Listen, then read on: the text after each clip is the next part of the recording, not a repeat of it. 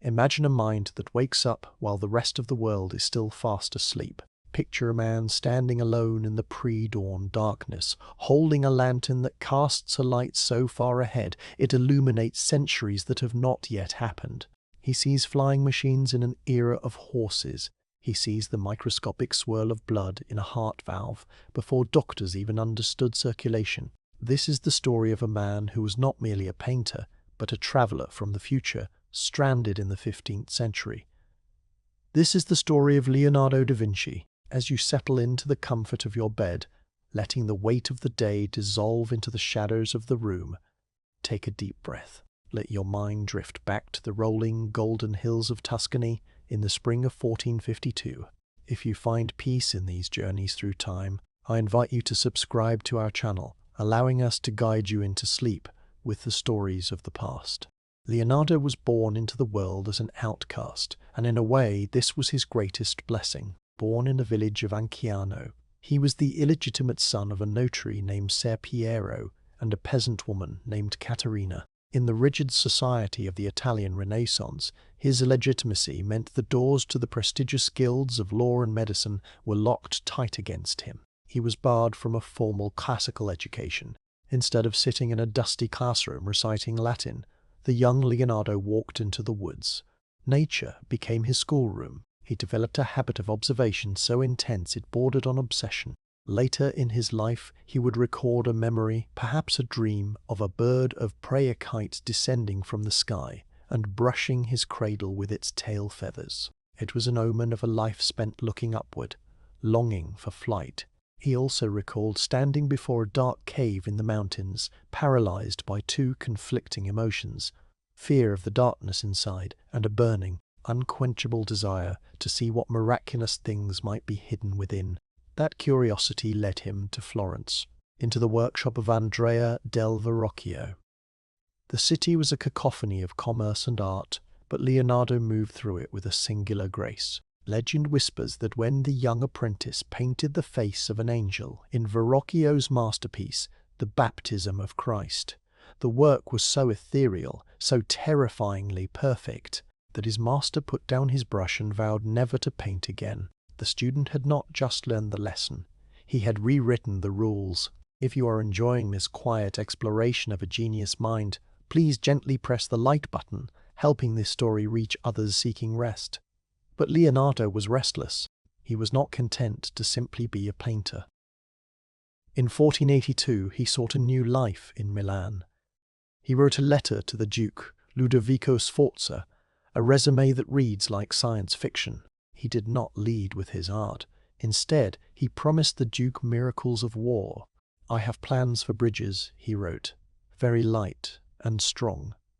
He described covered chariots, safe and unassailable, the ancestors of the modern tank.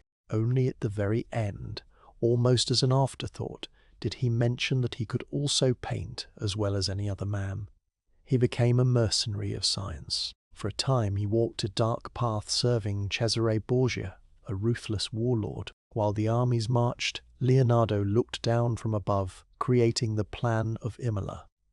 It was a map drawn not from the ground, but from the perspective of a bird, an iconographic map so precise that if you walked the streets of Imola today, you could still navigate by his ink lines drawn 500 years ago. Yet, for all his brilliance, Leonardo was a paradox. He was a man of unfinished symphonies. His mind moved so fast that his hands could rarely keep up. He spent 16 years perfecting the Mona Lisa, carrying the portrait with him like a talisman, adding a layer of glaze here, a shadow there, never willing to say it was done. Modern minds might say he was easily distracted. He would say everything was connected. On a single page of his journals, he would drift from analyzing the tongue of a woodpecker to sketching the mechanics of a heart valve. His philosophy was saper vide, knowing how to see. He believed the eye was the window to the truth. He was a striking figure in the streets of Italy. Unlike his rival Michelangelo, who was solitary, unkempt, and covered in stone dust, Leonardo was a handsome socialite. He wore rose-coloured tunics that fell to his knees, and he moved with the confidence of a man who knew secrets the world was not ready to hear. Consider the gentle compassion he held in a violent age. He was a vegetarian, a rare thing in those times. It was said he would walk through the bustling markets of Florence purchasing birds crammed into small wicker cages. He paid the merchants, opened the tiny doors, and watched them soar into the blue sky, returning their stolen freedom. If this act of kindness speaks to you, feel free to leave a comment sharing your thoughts on his quiet nobility. His notebooks reveal secrets that science would take centuries to rediscover. He wrote in mirror script, his left hand moving right to left across the page, perhaps to keep the ink from smearing, or perhaps to keep his ideas safe. He built a glass model of a human heart and pumped water through it mixed with grass seeds. By watching the seeds swirl, he discovered that the aortic valve is closed by tiny vortices of bladder. Fact modern medicine only confirmed 450 years later. He even designed a mechanical knight, a robot of gears and pulleys that could sit, stand, and raise its visor, a ghost in the machine born in 1495. In his final years, the old master moved to France, living in the Château de Plolusset under the protection of King Francis I. There was a secret tunnel connecting his room to the king's palace, a passage for late-night conversations between the monarch and the sage. On his deathbed, on May 2nd, 1519, the man who had invented the future looked back with regret. He reportedly whispered that he had offended God and mankind by not working at his art as he should have done. He died, allegedly, in the arms of the king, leaving behind 7,000 pages of notes, a roadmap for a world that was still sleeping. As silence reclaims the room, let the image of Leonardo fading into history lull you into a deep, dreamless slumber. The future he saw is now the present we live in. Sleep well and join us again for the next chapter. The story of the man who woke the world begins not in a palace, but in the quiet rolling hills of Tuscany, under the soft light of an April moon in 1452. Let your mind drift to the village of Anciano, near the town of Vinci. The air here smells of wild thyme and olive wood. It is here that a child was born, a child who would one day be known simply as Leonardo. He was born into a shadow, the illegitimate son of a notary named Ser Piero and a peasant woman named Caterina. In the eyes of the 15th century, this status was a stain, a mark of shame that closed doors before they could even open. But history, in its long and winding wisdom, would reveal this not as a curse, but as a profound blessing. Because he was born out of wedlock, the young Leonardo was barred from the prestigious guilds of his father. He could not become a notary, a lawyer, or a doctor. He was denied the rigid, stifling classical education of the elite, which forced young minds to memorize Latin texts and adhere to the dusty wisdom of the ancients. Instead, Leonardo was left to the wild. His classroom was the riverbank, the forest, and the rocky caves of the mountains. He became a disciple of experience, learning to read the language of nature rather than the language of men. If you are finding a sense of peace in this journey through time, I invite you to subscribe to our channel, allowing these stories to find you whenever you need to rest. In his journals, written years later in his distinct flowing hand, Leonardo recalled his earliest memory. He wrote of a kite bird of prey descending from the sky while he lay in his cradle. The great bird opened his mouth with its tail feathers and struck him many times on the lips. It was a strange mythical omen, suggesting that his voice, his art, and his mind would one day soar into the heavens, untethered by the gravity of convention. There was also a memory of a cave, dark and foreboding. He recalled crouching before it, gripped by two warring emotions: fear of the darkness within, and a burning, insatiable desire to see whether there were marvelous things hidden in the deep. This tension between the terror of the unknown and the hunger for truth would define his entire existence. At the age of 14, the boy who loved the wild was taken to Florence, the beating heart of the Renaissance. He was apprenticed to Andrea del Verrocchio, a master whose workshop was a symphony of grinding stones, smelting bronze, and the sharp scent of turpentine. Here the uneducated boy began to outpace his teachers. Legend tells us that when Verrocchio was commissioned to paint the baptism of Christ, He allowed his young apprentice to paint a single angel in the corner. Leonardo's angel was so ethereal, its face glowing with such a divine inner light, that Verrocchio is said to have put down his brush, vowing never to paint again, for he had been surpassed by a mere child. Yet, Leonardo was not merely a painter. As he grew into a man, he realized that art was science, and science was art. He saw no division between the swirl of water in a river and the curl of hair on a woman's head. His mind was a restless storm. Modern observers looking back at his fragmented notes might see a man who struggled to focus, perhaps a chaotic mind, leaping from one obsession to another. On a single page, he would sketch the anatomy of a woodpecker's tongue, and then, inches away, calculate the geometry of a heart valve. He was a perfectionist who found it nearly impossible to finish what he started, leaving masterpieces like the Adoration of the Magi as ghostly sketches, abandoning them when his mind had already solved the puzzle and moved on. If you are enjoying this quiet exploration of a genius mind, please gently tap the like button, helping us share these calming histories with others seeking rest. Seeking new challenges, the 30-year-old artist did something extraordinary. He wrote a letter to Ludovico Sforza, the Duke of Milan. It was essentially a resume, but it barely mentioned art. Instead, Leonardo pitched himself as a master of war. He claimed he could build armored tanks, covered chariots that were safe and unassailable. He promised portable bridges, invincible ships, and secret tunnels. Only in the final lines did he add, almost as an afterthought, that he could also paint as well as any other man. It was a bold reinvention. He was no longer just an artist, he was an engineer of the future.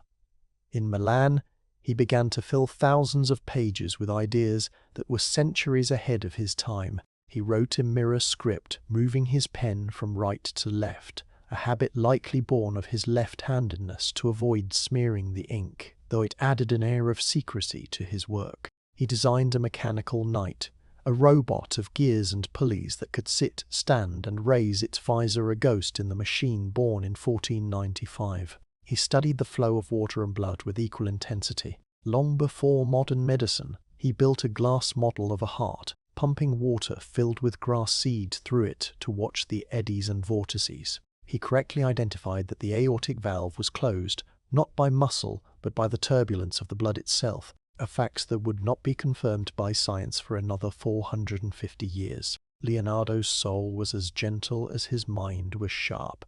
In an age where meat was the staple of the powerful, he was a vegetarian, or perhaps a pescatarian, refusing to consume the flesh of land animals. He was known to walk through the bustling markets of Florence and Milan, where merchants sold birds in cramped wicker cages. Leonardo, wearing his signature rose-colored tunics, would pay the merchants their asking price, open the small doors, and watch with delight as the birds took flight, returning to the sky that he so longed to conquer himself. He believed that the eye was the window to the soul, and his philosophy, saper videre, knowing how to see, meant looking past the surface of the world to the mechanics underneath. His life was not without bitterness. He stood in stark contrast to his great rival, Michelangelo. While Leonardo was elegant, social, and fascinated by the natural world, Michelangelo was solitary, deeply religious, and often unkempt. Their rivalry was sharp and public. Once, in the streets of Florence, Michelangelo mocked Leonardo for his failure to cast a massive bronze horse, a project that had been abandoned when the bronze was requisitioned for cannons. The insult stung, for Leonardo carried the weight of his unfinished works like a heavy cloak. He was a man who saw more than time would allow him to create. His journey took a darker turn when he entered the service of Cesare Borgia, the ruthless son of the Pope. For a brief, intense period, the gentle vegetarian became a military architect for a warlord. It was during this time that he created the plan of Imola.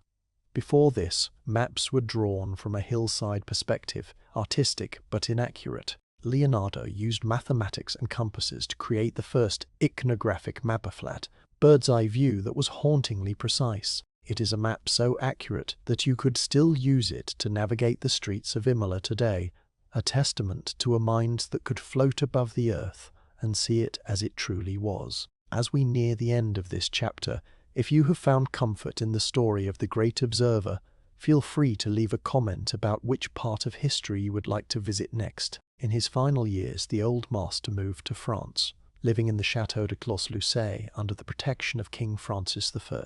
There was a secret tunnel connecting his room to the king's palace, a passage for late-night conversations between the monarch and the sage.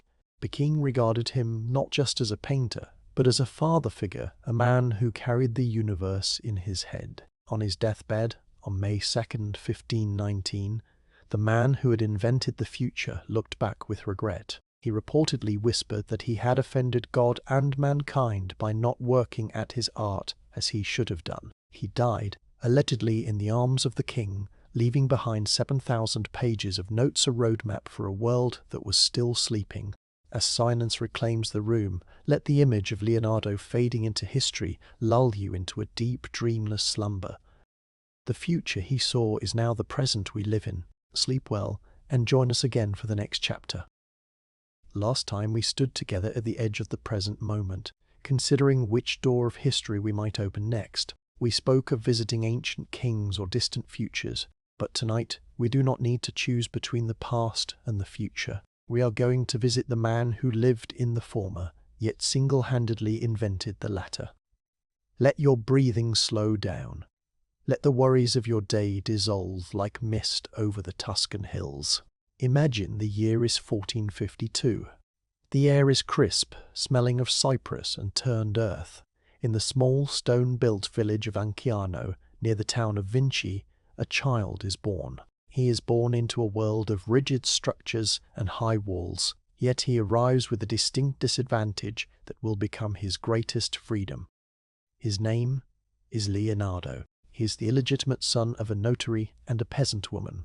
In the eyes of the 15th century, this is a stain. Because of his birth status, the great doors of the guilds, the lawyers, the doctors, the notaries are locked to him. He cannot attend the universities. He is barred from the traditional path of learning. But as you drift deeper into relaxation, consider this. The locked door was a blessing because he was not taught what to think by rigid professors. He was forced to learn how to see. Nature became his classroom. The river currents, the flight of birds, the structure of a leaf, these were his textbooks. If you find peace in these stories of the past, I invite you to subscribe and travel with us every night. It helps our community grow in the quiet dark. Leonardo's mind was not like yours or mine. It was a restless ocean. In his journals, he recorded a memory from his infancy, perhaps a dream, perhaps real. He recalled a kite, a bird of prey descending from the sky. It did not attack him. Instead, it hovered over his cradle, its tail feathers brushing against his lips. He saw this as an omen, a sign that his life would be forever bound to the mysteries of the air and the sky. There was another memory, one that speaks to the very core of human curiosity. He remembered standing before a dark cave in the mountains. He felt two overwhelming emotions at once: fear of the darkness and a burning, unquenchable desire to know what was inside. That desire would drive him for the next 67 years. At the age of 14, the boy moved to Florence, a city of merchants and bankers, but also a city of light. He was apprenticed to Andrea del Verrocchio, a master sculptor and painter. The workshop was a chaotic symphony of hammers striking bronze, the smell of turpentine, and the dust of crushed pigments. It was here that the legend of the angel and the paint was born. Verrocchio was working on a piece called The Baptism of Christ. He asked his young apprentice to paint one of the angels in the bottom corner. Leonardo took the brush. He did not just apply colour, he applied life. He used oil paint in a way no one had seen before, layering it so thinly that the brush strokes disappeared, creating a soft glowing haze. The angel looked as though it had just landed, its face radiant with a celestial intelligence. The story goes that when Verrocchio looked at the angel and then back at his own work, he was overcome with a quiet realization. The student had not just learned the lesson, he had transcended the master. Verrocchio put down his brush and vowed never to paint again. Before we follow Leonardo to Milan, if you are enjoying this journey into the mind of a genius, please take a moment to like this story. It helps us guide others to this place of rest. Leonardo was not content with just capturing the world. He wanted to rebuild it. In 1482, seeking new horizons, he wrote a letter to Ludovico Sforza, the Duke of Milan. It is perhaps the most impressive resume in history. But he did not market himself as an artist. He knew that princes needed power, not just beauty. He wrote of armored tanks that could scatter enemies. He described covered chariots, portable bridges that could be packed up and carried, and ships that were invincible. He sold himself as a mercenary of science, a master of war. Only in the final, quiet paragraph did he add, almost as an afterthought, "I can also paint."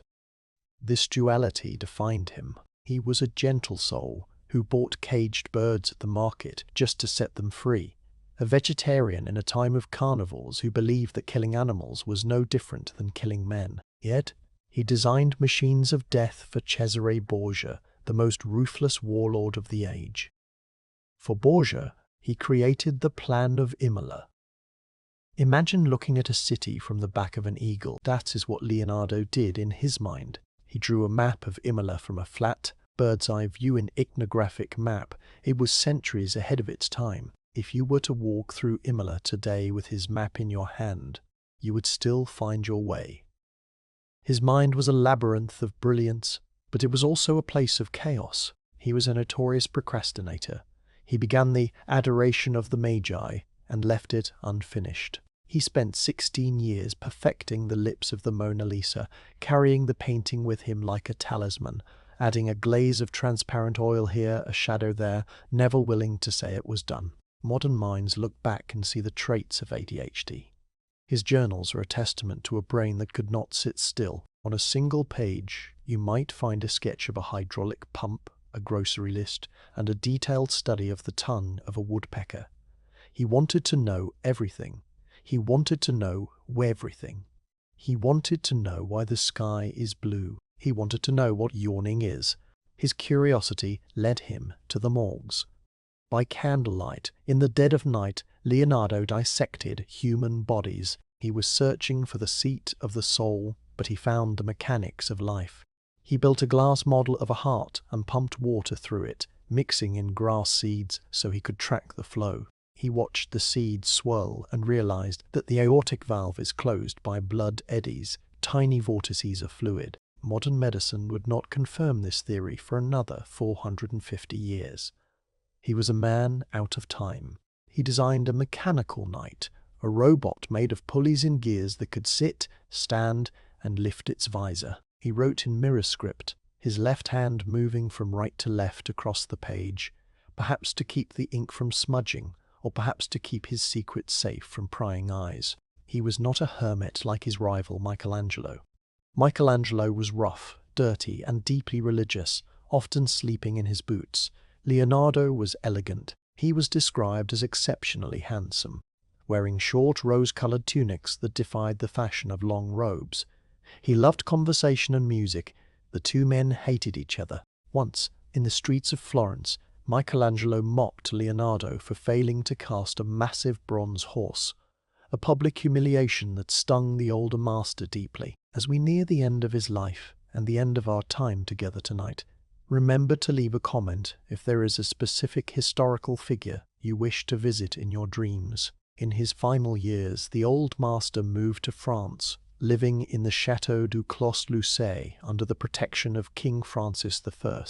There was a secret tunnel connecting his room to the king's palace, a passage for late-night conversations between the monarch and the sage. The king regarded him not just as a painter, but as a father figure, a man who carried the universe in his head. On his deathbed, on May 2nd, 1519, the man who had invented the future looked back with regret. He reportedly whispered that he had offended God and mankind by not working at his art as he should have done. He died, allegedly in the arms of the king, leaving behind 7,000 pages of notes, a roadmap for a world that was still sleeping. As silence reclaims the room, let the image of Leonardo fading into history lull you into a deep, dreamless slumber.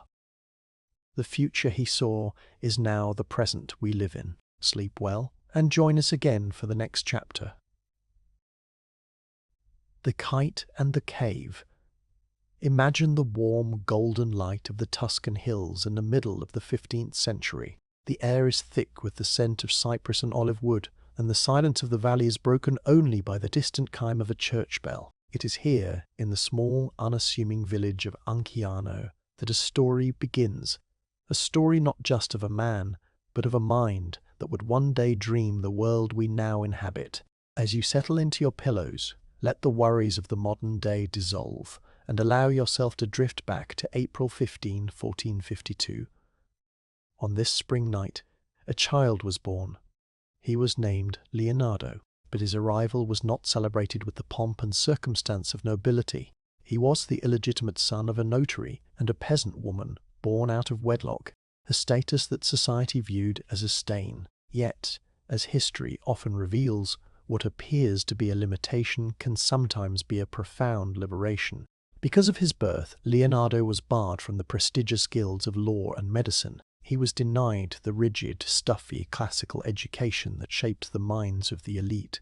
Instead, his classroom was the riverbank, the forest, and the open sky. He was free to follow the wild, unscripted curriculum of nature itself. If you are finding peace in this journey through the past, I invite you to subscribe to our channel, joining our community of quiet listeners seeking knowledge and rest. Young Leonardo's education was one of sensory immersion.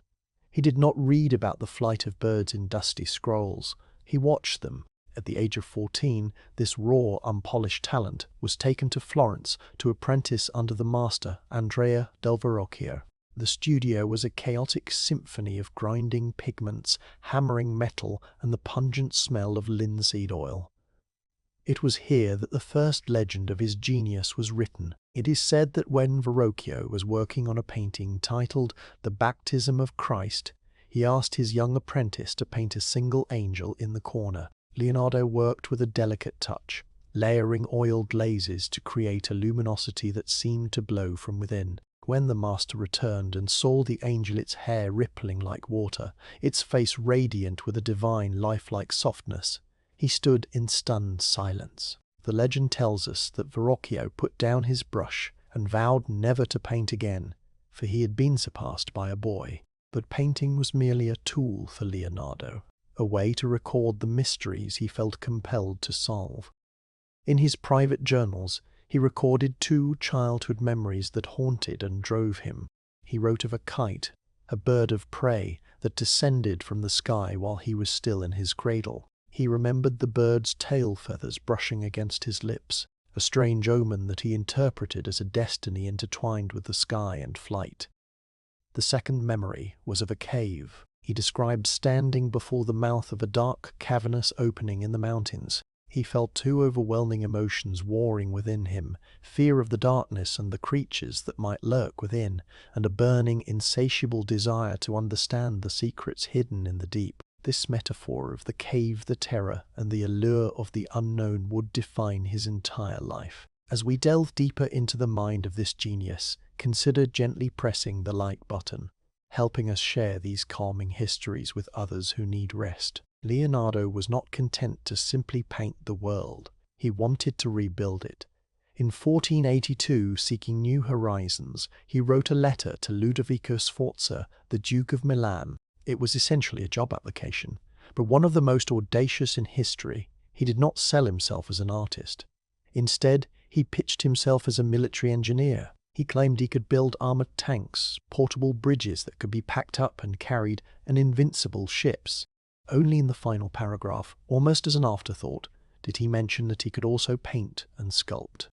He became a mercenary of science. In 52, he entered the service of the ruthless Cesare Borgia.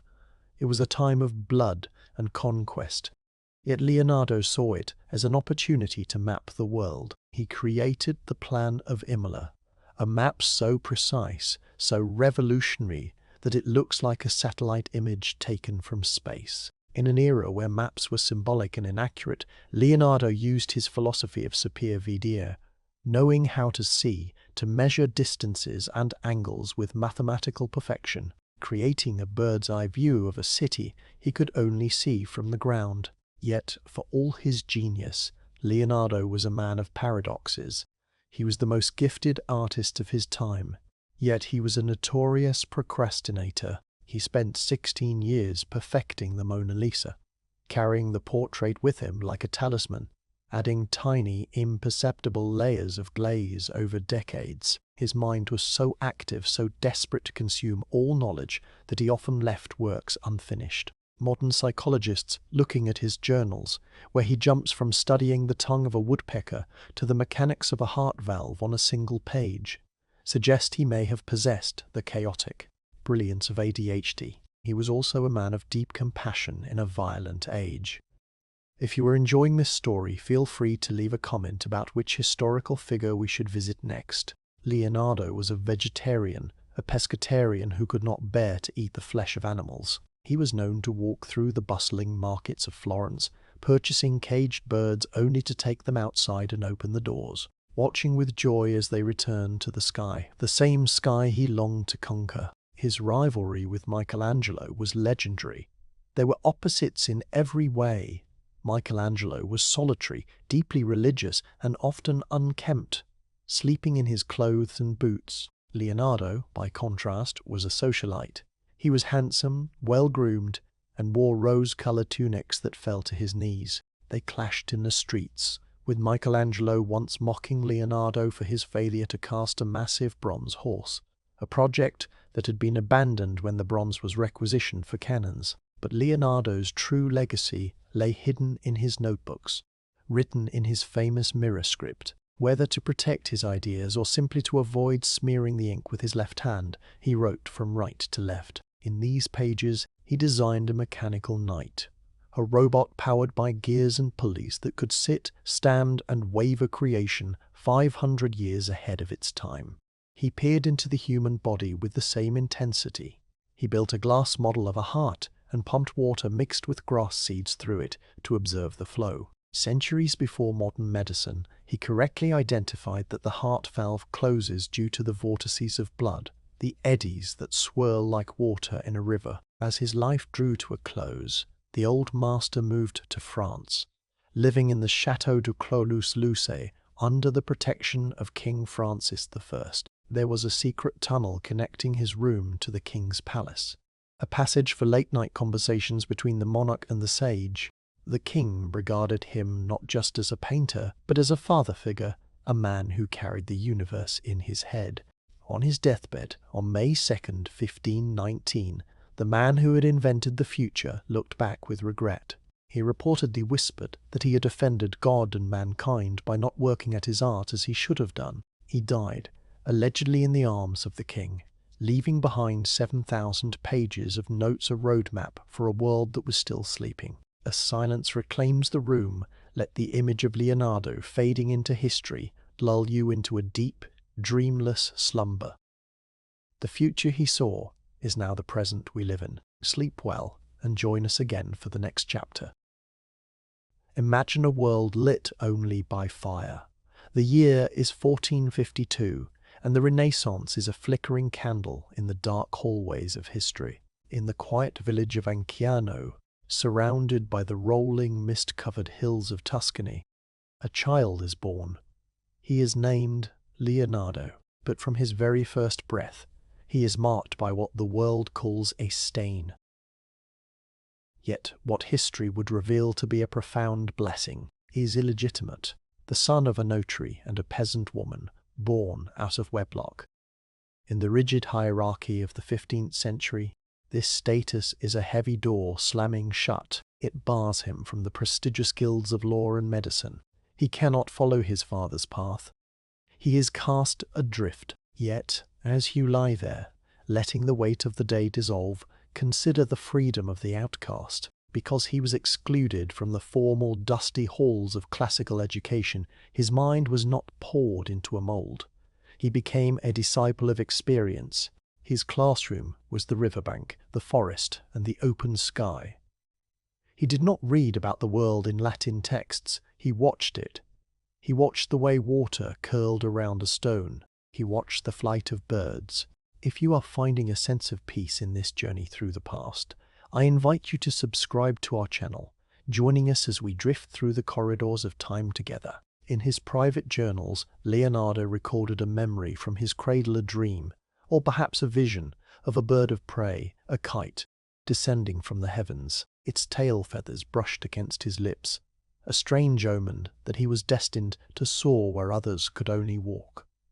He also recalled stumbling upon a dark cave in the mountains. He stood at the mouth of the cavern, paralyzed by two competing emotions, fear of the darkness within and a burning, unyielding desire to see what marvelous secrets the earth was hiding.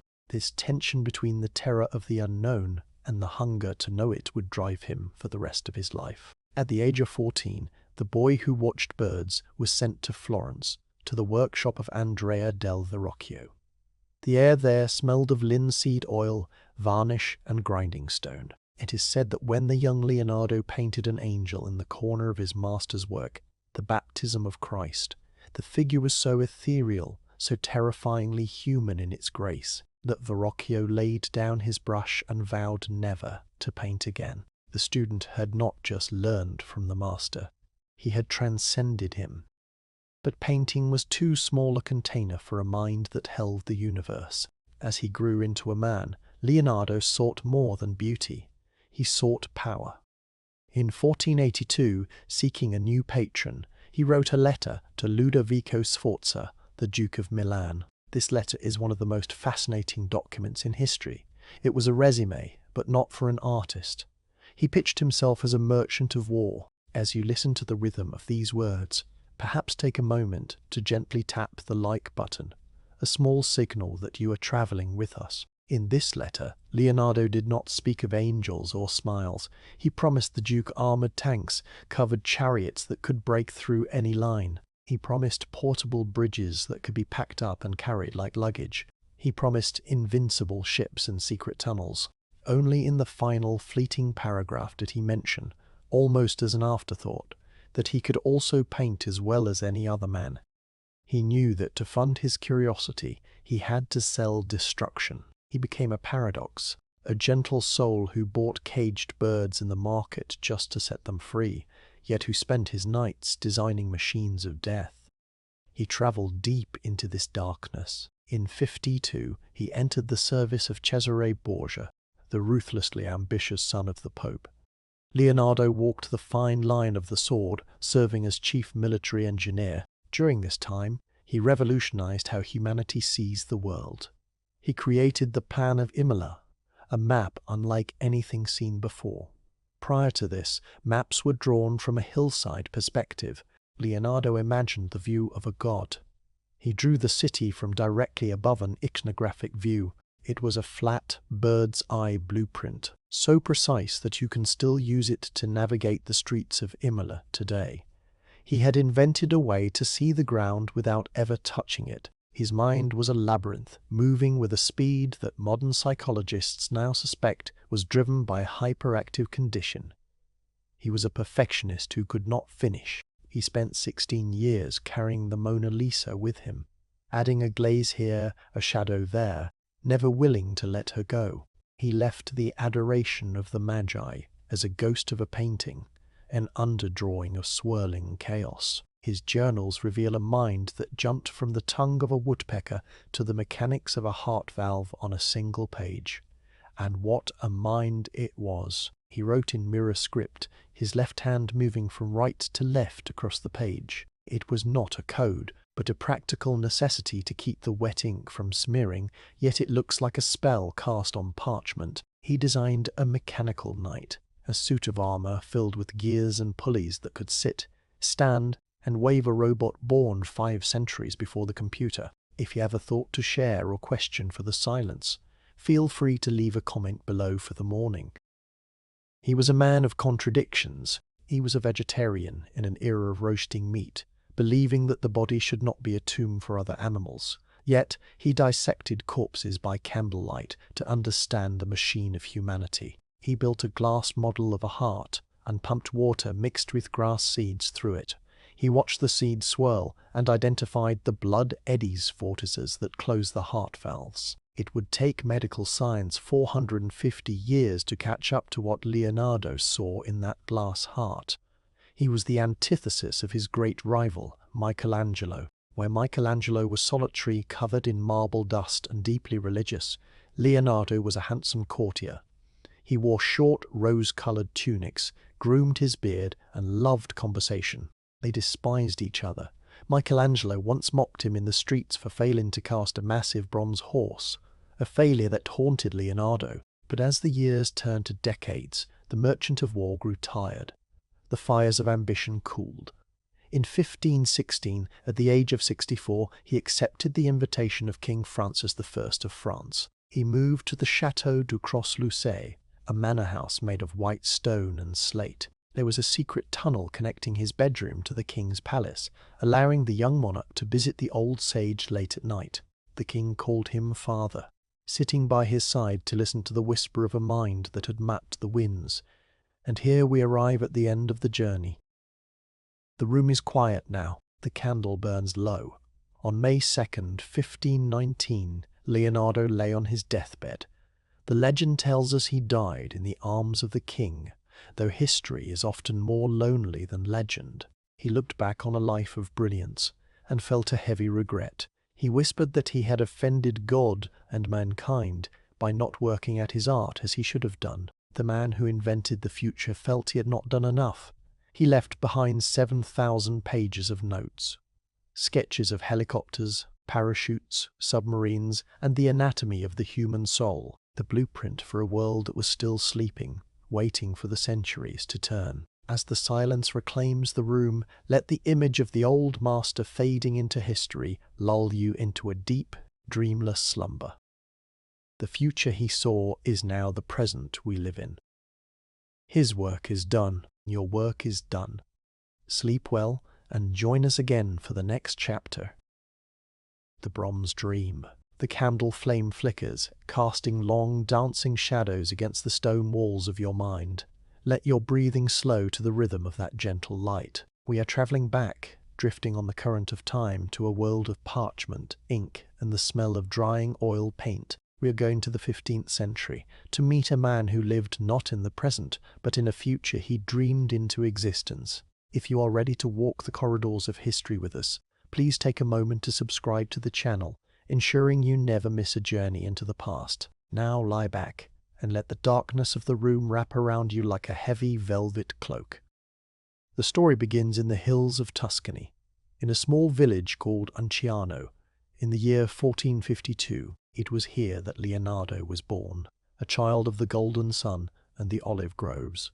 Yet, from his very first breath, he was marked as an outsider. He was the illegitimate son of a notary and a peasant woman, a status that the rigid society of the time viewed as a stain.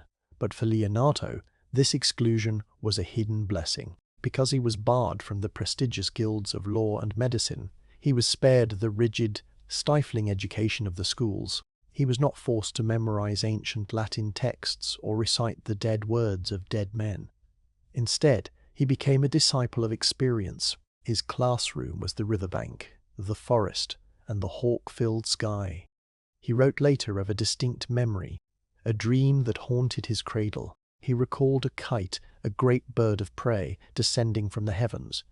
It did not attack him, but rather landed on his cradle, its tail feathers gently brushing against his lips. It was an omen, he believed, a sign that his destiny was tethered to the wind and the sky. He also remembered wandering into the mountains and finding a dark, gaping cave. He stood before it, paralyzed by two warring emotions: fear of the terrifying darkness within, and a burning, insatiable desire to know what secrets it held. This tension between the fear of the unknown and the need to see would define his entire life. As you settle deeper into your pillows, imagine the young Leonardo, 14 years old, walking the streets of Florence. He enters the workshop of Andrea del Verrocchio. The air is thick with the dust of marble and the sharp tang of turpentine. It is here that the legend takes root. The master, Verrocchio was working on a painting, The Baptism of Christ. He asked his young apprentice to paint a single angel in the corner. When Leonardo finished, the angel was so ethereal, its face glowing with such a divine inner light, that Verrocchio put down his brush. He realized that the boy had not just learned the craft, he had transcended it. The master swore never to paint again. If you find peace in these stories of old, please gently press the like button, helping us share this calm with others. But Leonardo was not content to simply capture the world. He wanted to rebuild it. His mind was a tempest of ideas that moved faster than his hand could draw. In his 30s, seeking new horizons, he wrote a letter to the Duke of Milan, Ludovico Sforza. It was essentially a job application, but it was unlike anything the Duke had ever seen. Leonardo did not sell himself as an artist. Instead, he spoke of war. He promised covered chariots that were safe and unassailable, the ancestors of the modern tank. He promised portable bridges and invincible ships. Only at the very end, almost as an afterthought, did he mention that he could also paint as well as any other man. He became a mercenary of science. He walked the line between creator and destroyer.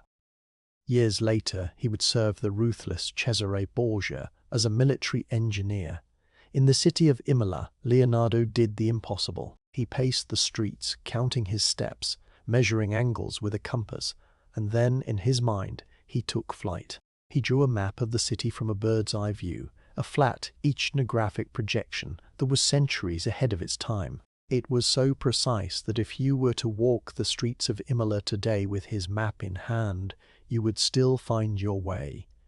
He had given humanity the gift of seeing the world from the clouds.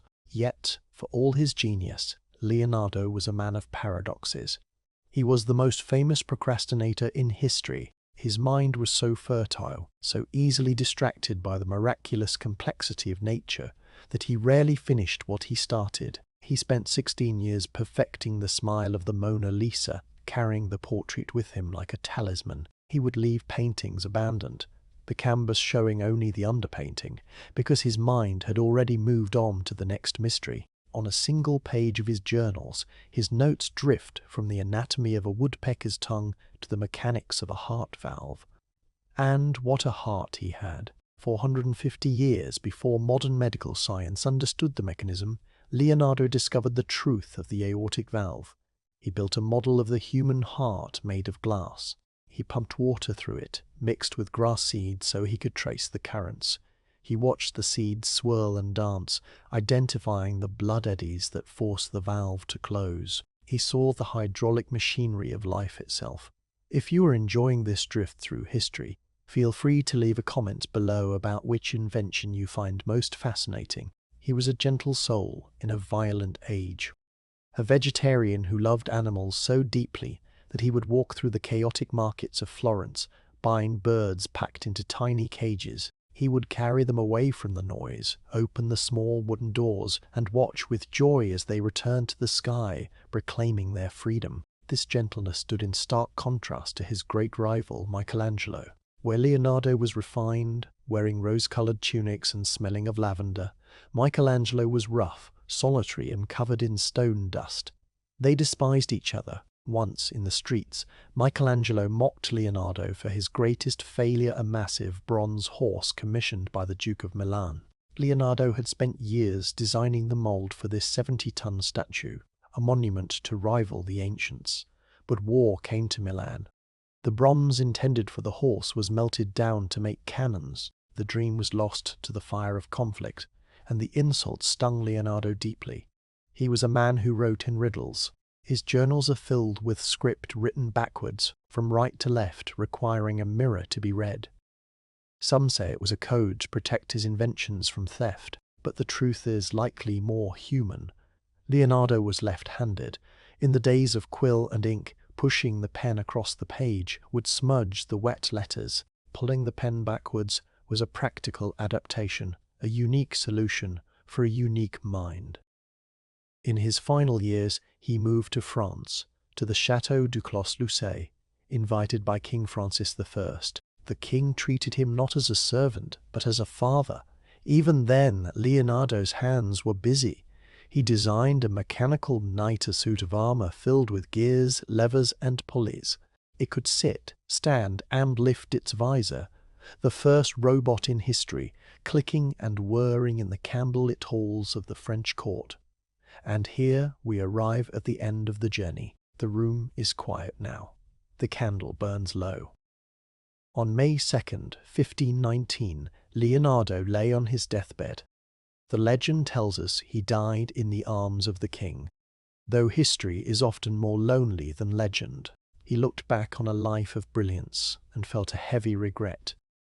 He whispered that he had offended God and mankind by not working at his art as he should have done. The man who invented the future felt he had not done enough. He left behind 7,000 pages of notes, sketches of helicopters, parachutes, submarines, and the anatomy of the human soul.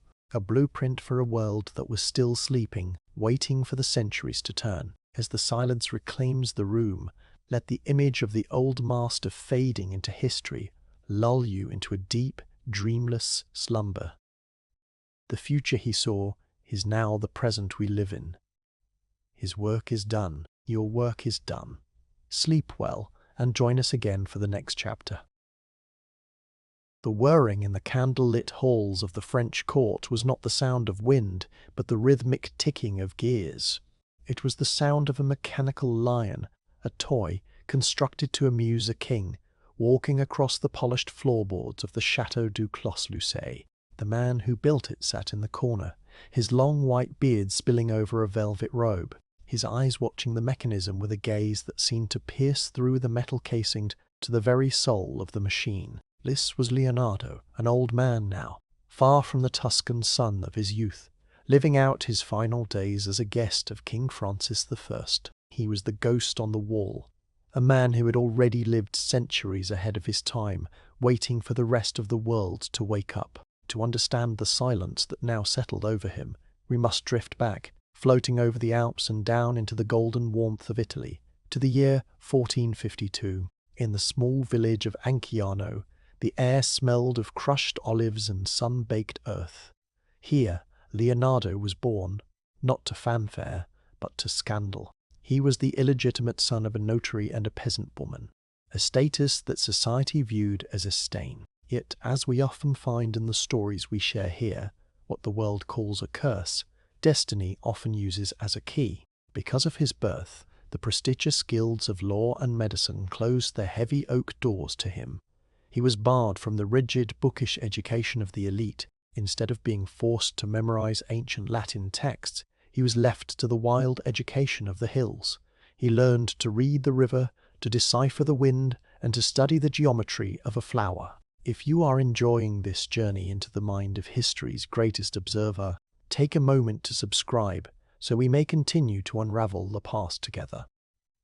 His classroom was the world itself. Later in his life, Leonardo would record a memory, perhaps a dream, that haunted him from his cradle. He remembered a kiter, great bird of prey, descending from the sky. It hovered over him, its tail feathers brushing against his lips as if anointing him with the spirit of flight.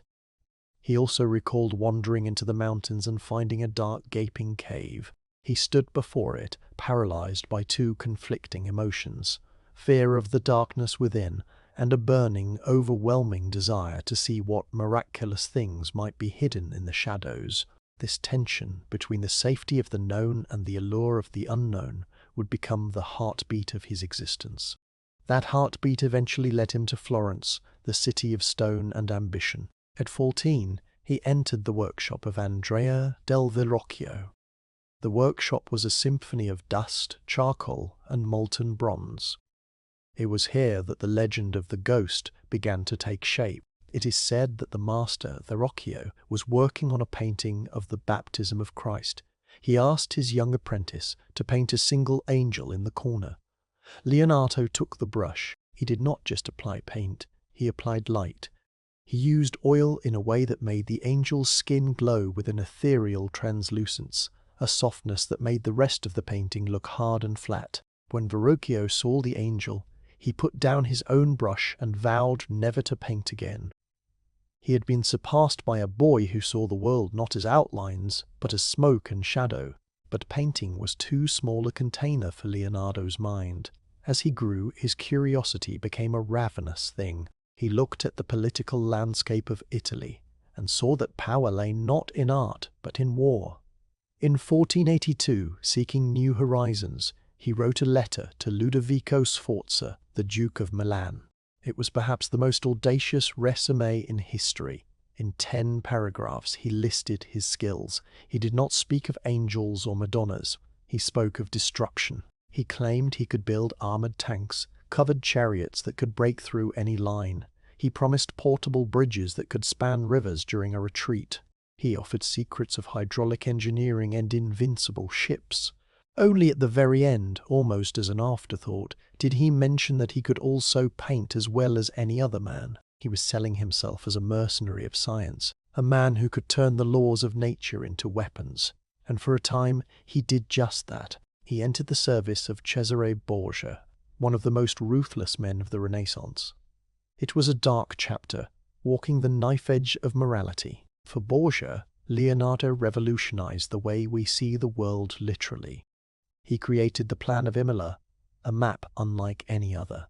Before this, maps were drawn from hillsides, showing buildings in profile. Leonardo, through sheer power of imagination and geometry, drew the city from directly above, a bird's-eye view that no human had ever actually seen. He floated in his mind above the rooftops, inventing the very perspective that satellites use today. As we pause to visualize that map, perfectly circular and precise, consider leaving a like on this story, helping us guide others to this quiet place of reflection. Yet, despite these feats of engineering, Leonardo was a man of paradoxes.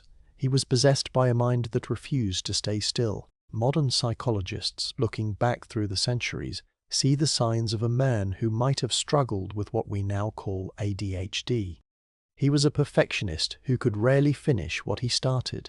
The Mona Lisa took 16 years of delicate layering, carried with him over mountains and across borders, never technically finished. His journals reveal a mind that would leap from the profound to the mundane in a single heartbeat. On one page, he would be sketching the mechanics of a heart valve. On the next, he would write a reminder to buy chalk or observe the tongue of a woodpecker. He called his philosophy sapere videre, knowing how to see. He believed that the eye was the window to the truth. While others read Aristotle to understand the heart, Leonardo went to the butcher shop. He dissected over 30 corpses in the dead of night, seeking the mechanics of life. He built a glass model of a human heart and pumped water through it, mixing in grass seeds so he could trace the swells of the current. 450 years before modern cardiology, he correctly described how the blood creates little vortices that close the heart valves. He sat in the silence of his studio, watching the grass seeds spin, discovering the truth of our own bodies while the rest of the world slept in ignorance. His gentle nature extended beyond the anatomy lab. In an era where meat was a staple of the powerful, Leonardo was a vegetarian. He had a deep, empathetic connection to all living things.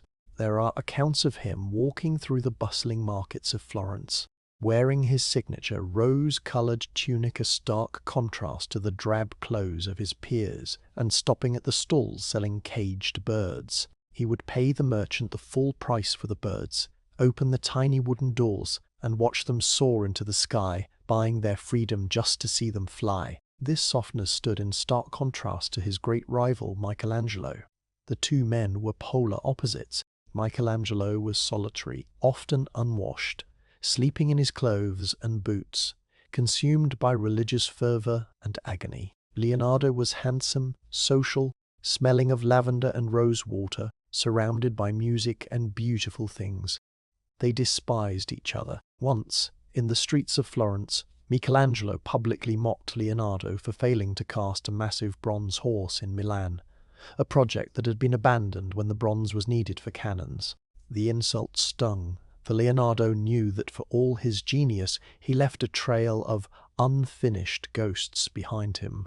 If these stories of the past are helping you find calm, a comment below would be a wonderful way to share your presence in this quiet community. He even designed a mechanical man, a robot knight filled with pulleys and cables that could sit, stand, and lift its visor. It was a marvel of the year 1495, a digital dream in an analog world. He wrote his notes in mirror script, from right to left, not necessarily as a code, but perhaps because as a left-handed man, it prevented the ink from smearing, or perhaps because he simply saw the world in reverse, looking back from the future. And so, we return to the French court, to the year 1519. The mechanical lion has stopped moving. The fire in the hearth has turned to embers. Leonardo lies in the great bed at Place Lucé. The tunnel that connects his home to the king's palace is silent. He is 67 years old, and his hand, once the steadiest in the world, now trembles. He looks at the stacks of notebooks, 7,000 pages of observations, helicopters, submarines, the anatomy of the soul, all hidden away, unpublished. He felt a heavy weight on his chest, not from the sickness, but from regret. He whispered to those gathered that he had offended God and mankind by not working at his art as he should have done. It is a heartbreaking confession from the man who gave us the face of the Mona, Lisa, and the Last Supper. He could not see that he had not failed. He had simply outpaced time itself. On May 2nd, 1519, the man who invented the future closed his eyes. The kite finally came for him, lifting his spirit from the heavy pull of the earth.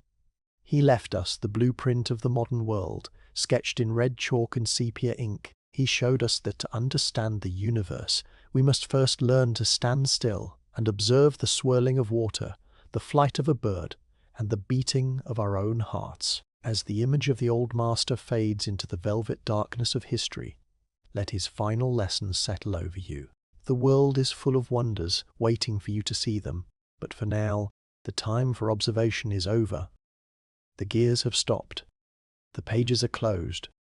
The candle is extinguished. Let your own mind drift, like a bird released from its cage, soaring into the quiet, starless night.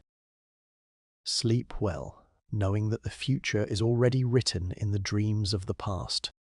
The mechanics of death deep in the rolling, sun-drenched hills of Tuscany, amidst the scent of wild rosemary and crushed olive wood, a story began that would alter the course of human history. It was April 15, 1452, in the quiet village of Anciano. Here, under the vast canopy of the Italian sky, a child was born, not into nobility, but into the heavy silence of scandal. Leonardo was the illegitimate son of a notary and a peasant woman, a status that the law viewed as a stain, but which fate would reveal to be his greatest blessing.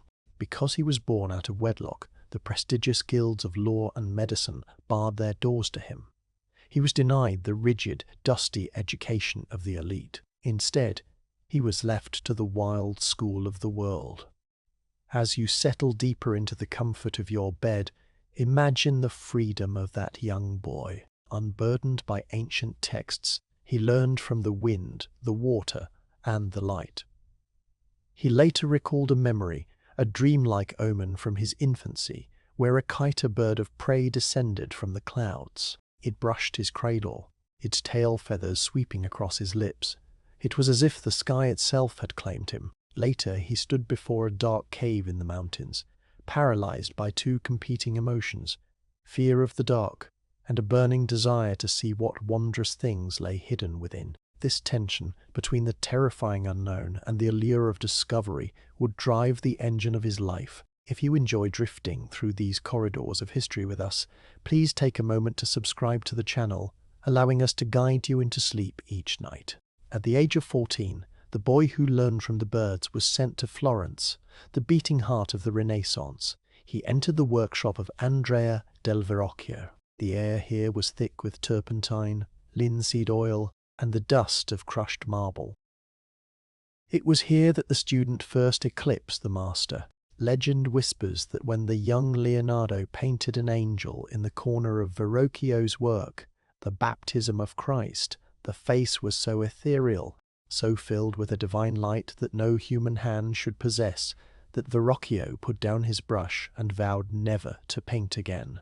The apprentice had not just learned the craft, he had transcended it. But the mind of Leonardo was not content with mere beauty. He sought the machinery beneath the skin of the world. Seeking new horizons, he looked toward Milan and the Duke Ludovico Sforza. He did not introduce himself as an artist. In a bold letter, a resume that echoes through the centuries, he pitched himself as a master of war. He promised covered chariots, safe and unassailable. He promised bridges that were light and strong. He promised the mechanics of death. Only at the very end, almost as an afterthought, did he mention that he could also paint as well as any other. He became a mercenary of science. He walked the line between creator and destroyer. In 1502, he found himself in the service of Cesare Borgia, a man of ruthless ambition. For Borgia, Leonardo revolutionized the way we see the earth. He created the Plan of Imola, a map unlike any before it. Instead of a view from the ground, he imagined the city from the perspective of a birdonic geographic map, precise and flat. It was a feat of imagination, visualizing a satellite view 400 years before flight. As we unravel the layers of his mind, consider leaving a like on this video, helping us share these quiet histories with others seeking rest.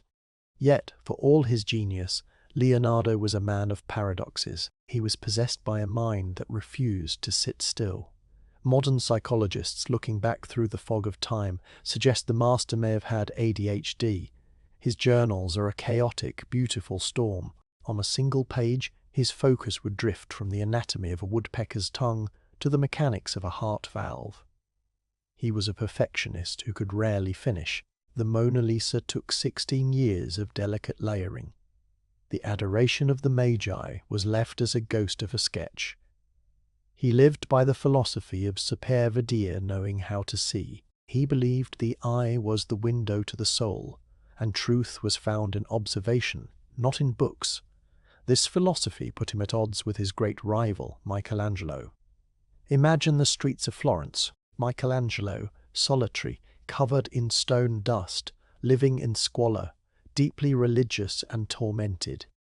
And then Leonardo, handsome, charming, wearing short rose-colored tunics, smelling of lavender, surrounded by friends.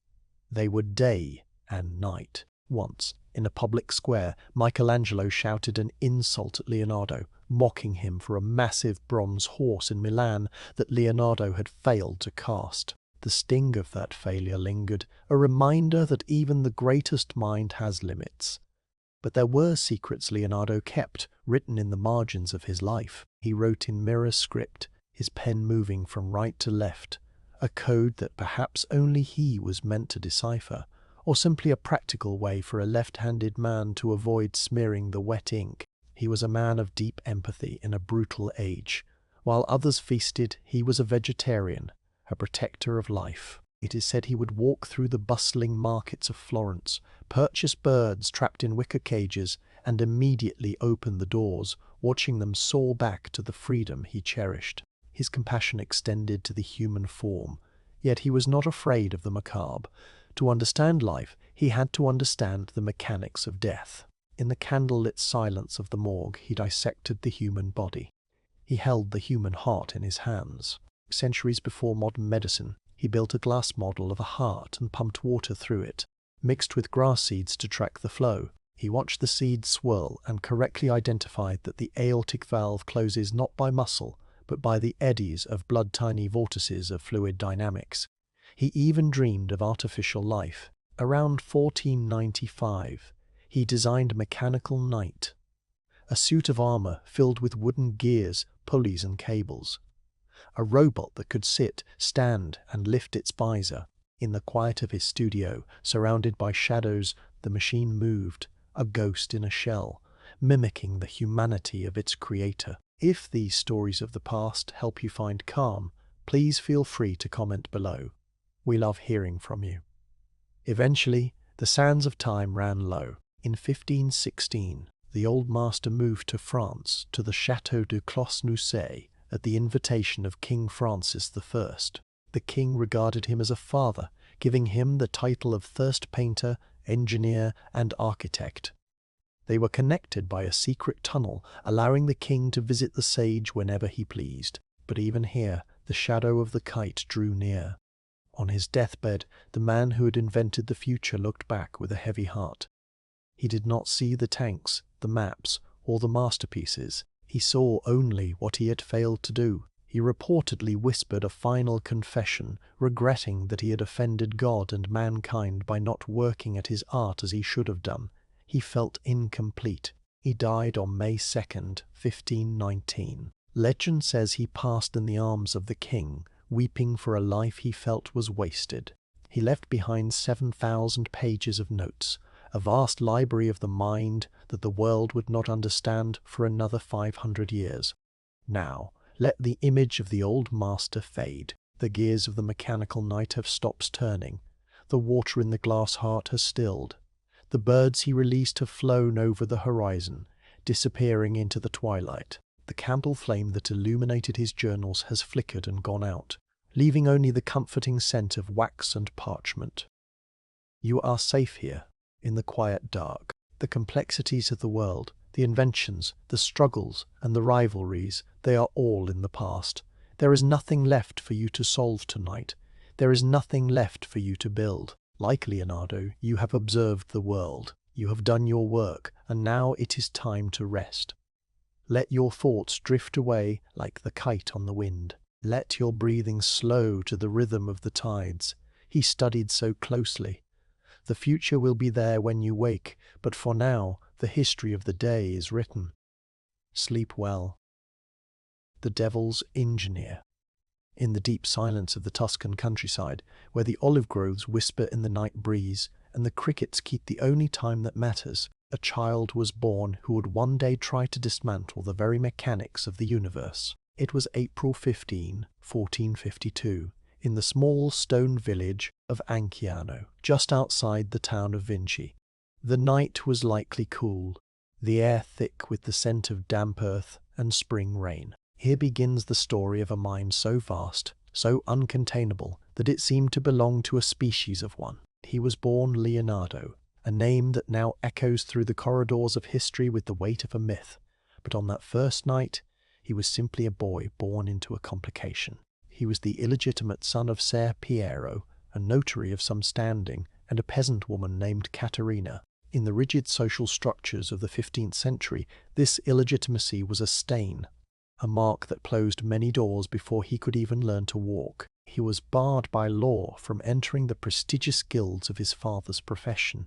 He could not become a notary, a doctor, or a lawyer. He was denied the formal, rigid education in Greek and Latin that stuffed the heads of the wealthy with ancient dogmas. But as we look back across the centuries, we can see that this rejection was his greatest blessing.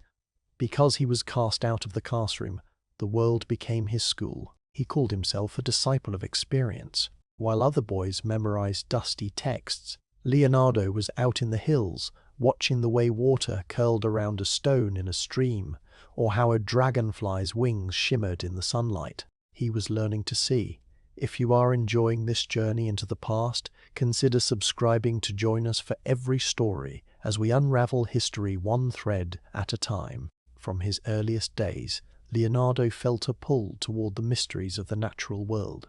A fascination that bordered on obsession. In his journals, which he would later fill with thousands of pages of frantic, beautiful sketches, he recalled a childhood memory that felt like a prophecy. He wrote of a kite, a bird of prey, descending from the sky. While he lay in his cradle, the great bird opened his mouth with its tail feathers and struck him, an omen he interpreted as a destiny linked to the air, to flight, and to the heavens. There was another memory, one that speaks to the duality of his soul. He recalled wandering alone in the mountains and stumbling upon the mouth of a dark, cavernous cave. He stood at the edge, paralyzed by two competing emotions, fear of the menacing darkness within, and a burning, unquenchable desire to see what marvelous things might be hidden in the deep. This tension between the terror of the unknown and the hunger to know it would drive him for the rest of his life. By the age of 14, the boy's talent could no longer be contained by the hills of Vinci. His father took him to Florence, the beating heart of the Renaissance, and apprenticed him to Andrea del Verrocchio. Verrocchio's workshop was a factory of beauty, smelling of turpentine, linseed oil, and bronze dust. It was here that the legend began to take shape.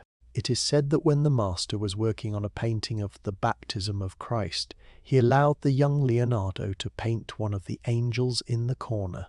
Leonardo did not just paint an angel, he created a living being on the wood panel. He used oil paints in a way no one had seen before, layering them so thinly that the brushstrokes disappeared, leaving behind skin that seemed to glow with inner warmth, and robes that draped with the heavy reality of velvet. The story goes that when Verrocchio looked at the boy's work and then back at his own stiff figures, he put down his brush and vowed never to paint again. The student had not just surpassed the master, he had rendered him obsolete.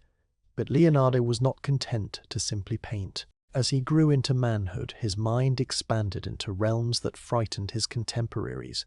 In 1482, seeking new horizons, he looked toward Milan and its ruler, the Duke Ludovico Sforza. He did not introduce himself as an artist. In a letter that serves as one of history's most audacious resumes, Leonardo pitched himself as a military engineer, a master of war. He wrote of armored wagons that could plow through enemy lines, the ancestors of the modern tank. He promised covered bridges that were indestructible, mortars that could fling stones like a storm of hail, and ships that could survive any assault. Only at the very end of the letter, almost as an afterthought, did he mention that he could also sculpt in marble and paint as well as any man. He was branding himself as a creator of power, a man who could bend the laws of physics to destroy or to build. This path led him into the service of Cesare Borgia in a 1502, one of the most ruthless and feared men of the Italian Renaissance. For a brief, intense period, Leonardo walked the razor's edge of politics and war. He travelled with Borgia's army, not as a soldier, but as the architect and general engineer. It was during this time that he revolutionized the way we see the world literally. He drew the plan of Imola, a map so precise, so mathematically perfect in its bird's-eye view, that it broke away from the decorative, inaccurate maps of the past. He gave humanity the eyes of a god, looking down from the clouds, seeing the geometry of the city laid out flat. If you appreciate the intricate details of history, please take a moment to like this story, helping us share these quiet moments with others. Yet, for all his genius, Leonardo was a man of profound paradoxes. He was a perfectionist who could rarely finish what he started. His mind moved with the speed of a lightning strike, jumping from one fascination to the next, leaving a trail of incomplete masterpieces in his wake. The Adoration of the Magi was left as a sketch of ghosts. The Mona Lisa, his most famous child, remained in his possession until the day he died, a work of 16 years that he could never quite bring himself to call finished. Modern minds might diagnose him with a deficit of attention, but perhaps it was simply that his curiosity was too vast for one lifetime. On a single page of his notes, he would jump from the mechanics of a water wheel to the anatomy of a woodpecker's tongue. He lived by the motto, sapere vedere, knowing how to see. He believed that the eye was the window to the soul and the only true path to knowledge. While his rival Michelangelo was a solitary, brooding figure who lived in squalor and viewed art as a spiritual torture, Leonardo was a creature of light. He was handsome, strong, and social.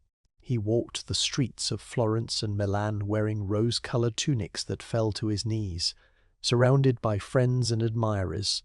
But the rivalry between the two titans was bitter. Michelangelo once mocked Leonardo in the street, sneering at his failure to cast a massive bronze horse, a wound that struck Leonardo deep in his pride. Beneath the colorful tunics and the social grace, Leonardo harbored secrets and habits that set him apart. He wrote his journals in mirror script, moving his left hand from right to left across the page. Some say it was a code to protect his inventions from theft, but it was likely a practical adaptation to keep his hand from smearing the wet ink. It created a text that could only be read when held up to a mirror, a metaphor for the man himself, a reflection of a world that did not yet exist. He was also a man of deep compassion in a violent age. Leonardo was a vegetarian, a choice almost unheard of in his time. He would walk through the bustling markets of Florence where merchants sold birds crammed into tiny wicker cages. With a gentle smile, he would pay the merchant for the entire cage, open the door, and watch with delight as the birds burst forth into the sky, reclaiming their stolen freedom. He could not bear to see living things confined, just as he could not bear to confine his own mind. His obsession with life led him to the dissecting table. In the dead of night, by the flickering light of candles, Leonardo dismantled the human body to understand its machinery.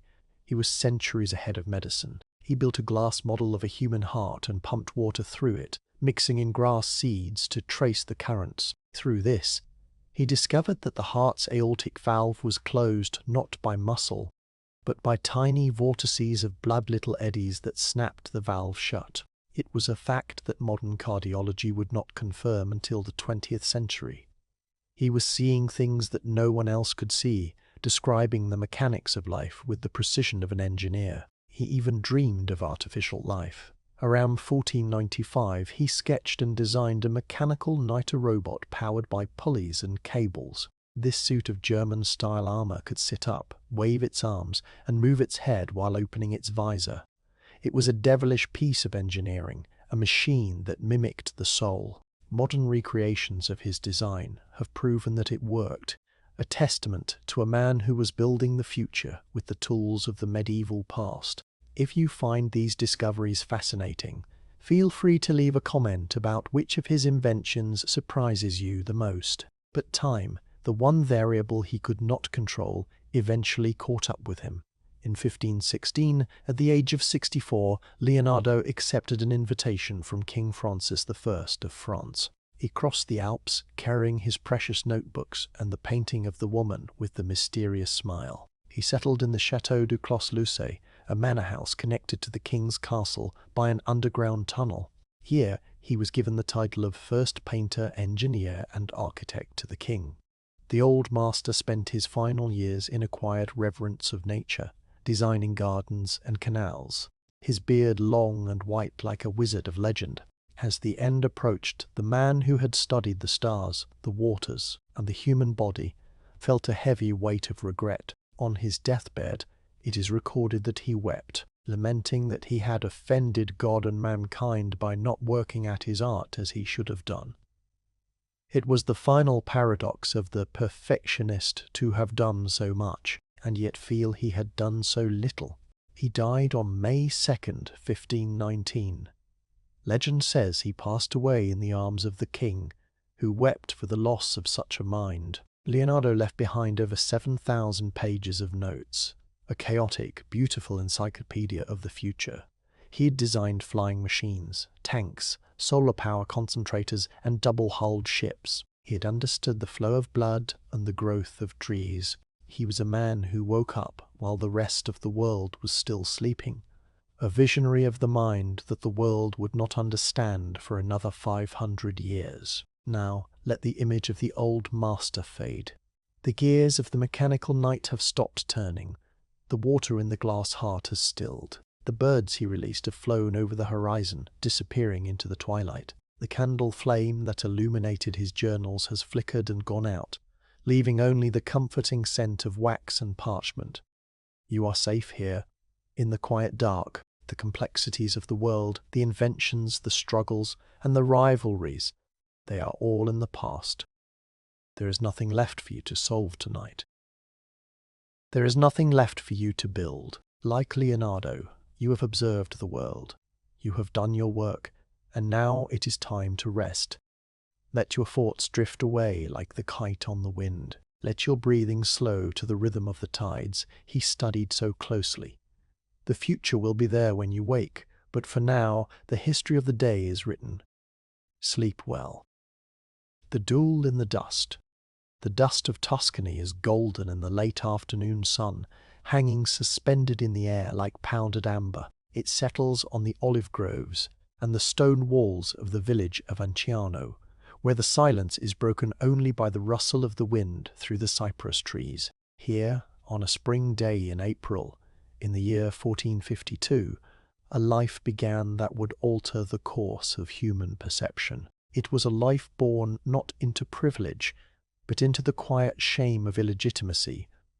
Leonardo was the son of a notary and a peasant woman, a child born of a love that the law did not recognize. Yet, as the sun dips lower, casting long shadows across the hills, we can see that this exclusion was his greatest blessing. Barred by his birth from the prestigious guilds of law and medicine, the young Leonardo was not forced into the rigid, dusty halls of classical education. He was not made to memorize the ancient Greek and Latin texts that bound the minds of his contemporaries. Instead, his classroom was the riverbank, the forest, and the open sky. He learned from the flight of the hawk and the swirl of the water. If you find peace in these stories of the past, I invite you to subscribe, allowing us to travel together through the corridors of history each week. But for now, let us return to the boy who watched the world with eyes that saw what others missed. By the age of 14, the raw talent of this country boy could no longer be contained by the hills of Anciano. He was sent to Florence, the beating heart of the Renaissance, to apprentice under the master Andrea del Verrocchio. Imagine the smell of linseed oil, ground pigments, and wet plaster filling the studio. It was here that the first duel of his life took place, not with a sword, but with a paintbrush. Legend whispers that the young apprentice was tasked with painting a single angel in the corner of Verrocchio's masterpiece, the Baptism of Christ. Leonardo did not just paint, he painted light. He used his thumb to smooth the oil, creating a face so ethereal, so full of divine grace that it seemed to breathe upon the wood. It is said that when Verrocchio saw the angel, he placed his own brush upon the table and vowed never to paint again, humbled by a boy who had already surpassed him. But painting was too small a container for Leonardo's mind. As we drift deeper into his story, consider leaving a like to support this quiet space we have created. Leonardo's journals reveal a mind restless with curiosity, haunted by two childhood memories. He wrote of a kiter bird of prey descending from the sky to brush his cradle with its tail feathers, a sign of his destiny to study flight. He also wrote of a dark cave in the mountains, a place that filled him with two contrary emotions: fear of the dark and a burning desire to see what lay within. That desire drove him away from Florence and toward Milan. In 1482 he sought a new patron, the Duke Ludovico Sforza. But Leonardo did not introduce himself as an artist. In a bold letter, he pitched himself as a master of war. He promised armored tanks, portable bridges, and invincible ships. Only at the very end, almost as an afterthought, did he mention that he could also paint as well as any other. He was a mercenary of science, designing a mechanical niter-suit of armor filled with gears and pulleys that could sit, stand, and wave, a robot born 5 centuries before the computer age. Yet the world was a dangerous place, and beauty often walked hand in hand with brutality. In 1502, Leonardo entered the service of the ruthless Cesare Borgia. It was a time of blood and conquest. As the chief military engineer, Leonardo revolutionized the way we see the world by creating the Plan of Imola. Before this, maps were drawn from hillsides, distorted and uneven. Leonardo paced the city walls, measuring every angle, and drew the city from a bird's-eye view, a flat, precise, iconographic map. It was a tool of war, yes, but it was also a triumph of the imagination, allowing man to see the earth as the gods saw it. It was during these wandering years that the most personal duel of his life occurred: the rivalry with Michelangelo. They were the sun and the moon of the Renaissance, opposites in every way. Michelangelo was solitary, deeply religious, and often covered in the dust of his marble, living in squalor despite his wealth. Leonardo, by contrast, was a socialite. He was handsome, well-groomed, and wore short rose-colored tunics that defied the somber fashions of the time.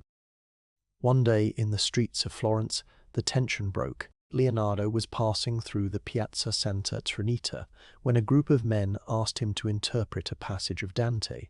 Michelangelo, passing by, was asked to join. Seeing his rival, Michelangelo lashed out, mocking Leonardo for his failure to cast a massive bronze horse in Milan, a project abandoned when the bronze was used for cannons. You, who made a model of a horse you could never cast, Michelangelo sneered, and which you gave up to your shame.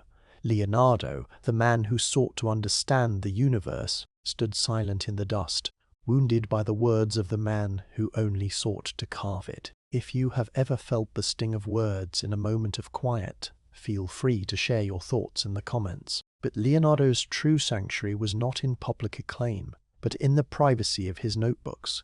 He was a man of paradoxes. He designed war machines, yet he was a vegetarian who loved animals so deeply he would buy caged birds at the market just to set them free, watching them soar into the Tuscan sky. He wrote in mirror script, his left hand moving from right to left across the page, perhaps to keep the ink from smearing, or perhaps to keep his secrets safe. His obsession with nature went deeper than the skin.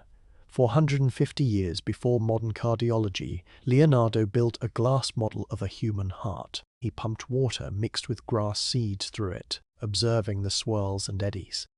He correctly identified that the heart's valves were closed, not by muscle, but by the vortex of the blood itself. He practiced saper vedere, knowing how to see. He saw the mechanics of the universe in the tongue of a woodpecker and the flow of a river. As the years grew heavy and his beard turned to white flowing silk, the old master made one final migration. In 1516, at the age of 64, he crossed the Alps to France, accepting the patronage of King Francis I. He lived in the Château du Clos-Lucé, a manor connected to the king's castle by a secret tunnel. Here, the king would visit him, sitting by the fire to listen to the wisdom of the old man he called father. On his deathbed, in the quiet of May 1519, Leonardo was overcome with a final humble thought. He reportedly asked for forgiveness, believing he had offended God and mankind by not working at his art as he should have done. He left behind 7,000 pages of ideas, a blueprint for a future that is only now coming into focus. Now, let the image of the old master fade. The gears of the mechanical night have stopped turning. The water in the glass heart has stilled. The birds he released have flown over the horizon, disappearing into the twilight. The candle flame that illuminated his journals has flickered and gone out, leaving only the comforting scent of wax and parchment. You are safe here, in the quiet dark. The complexities of the world, the inventions, the struggles, and the rivalries, they are all in the past. There is nothing left for you to solve tonight. There is nothing left for you to build. Like Leonardo, you have observed the world. You have done your work. And now it is time to rest. Let your thoughts drift away like the kite on the wind. Let your breathing slow to the rhythm of the tides he studied so closely. The future will be there when you wake, but for now, the history of the day is written. Sleep well. The cane hyphen the soul. The candle flickers in the heavy silence of a stone room, casting long, dancing shadows against walls lined with parchment. Dust motes float in the single beam of moonlight cutting through the window, suspended in the air like the very ideas we are about to explore. Close your eyes and let the noise of the modern world recede. Imagine the scent of old paper, the sharp tang of turpentine, and the earthy smell of drying clay. We are travelling back deep into the heart of the 15th century to meet a mind that did not belong to its time, a mind that floated above the timeline of history, observing the world with the precision of a hawk and the curiosity of a child. As you settle into your pillows, letting the tension leave your shoulders, consider subscribing to our journey through time, so you never miss a moment of these quiet histories. Now, let us find the man behind the myth. He was born into a world of rigid lines and strict hierarchies, yet his life began outside of them. On a warm spring day, April 15, 1452, in the small stone village of Anciano, just outside the town of Vinci, Leonardo drew his first breath. He was the son of a notary, Ser Piero, and a peasant woman named Caterina. In the eyes of the law, he was illegitimate, a bastard. In the 15th century, this label was a heavy door slamming shut. It meant he was barred from attending the university. It meant he could not join the prestigious guilds of law or medicine like his father. But as we drift deeper into his story, we see that this rejection was his greatest blessing. Because the doors of the academy were closed, Leonardo walked through the doors of nature. He became a disciple of the wind, the water, and the light. He did not learn from dusty books written by dead men. He learned from the way a dragonfly's wing caught the sun, or the way water spiraled around a stone in a brook. He called himself an homo senza lettere, a man without letters, and he wore the title with a quiet pride. Even as a child, he felt the pull of a destiny that was both terrifying and magnificent. In his journals, which you might imagine resting heavily on your chest as you listen, he recorded a memory from his cradle. A kite, a bird of prey, descended from the sky, hovering over him. It struck him with its tail feathers, opening his mouth. It was an omen of a life that would be forever looking upward, obsessed with the mechanics of flight. Later, wandering the Tuscan hills, he stumbled upon a dark cave. He wrote of this moment with a vivid intensity that reaches us across 5 centuries. He felt 2 emotions warring within his chest: fear of the darkness within, and a burning desire to see what miraculous things might be hidden there. This was the engine of his soul, the tension between the terror of the unknown and the need to know. At the age of 14, the young outcast was taken to Florence, the cradle of the Renaissance. He was apprenticed to the workshop of Andrea del Verrocchio. Imagine the noise of that place, the hammering of bronze, the grinding of lapis lazuli into blue dust, the shouting of apprentices. Here Leonardo learned to dissolve the lines between science and art. There is a legend, whispered through the centuries, that tells of the moment the student surpassed the master. Verrocchio was working on a painting, the Baptism of Christ. He asked the young Leonardo to paint one of the angels in the corner. Leonardo took his brush, dipped it in oil, and worked with a delicacy that frightened his teacher. He layered the paint so thinly that the angel's face seemed to glow with an inner light, its expression possessing a divine softness that the older master could not replicate. It is said that upon seeing the angel, Verrocchio put down his brush and vowed never to paint again. The future had arrived, and it was holding a paintbrush. If you are finding peace in this story, take a moment to gently like this video, allowing others to find their way to this quiet place of rest. But Leonardo was not content to simply paint angels. His mind was a storm of invention. He did not see himself merely as an artist, but as an engineer of the world. In his 30s, seeking new horizons, he looked toward Milan and the court of Ludovico Sforza.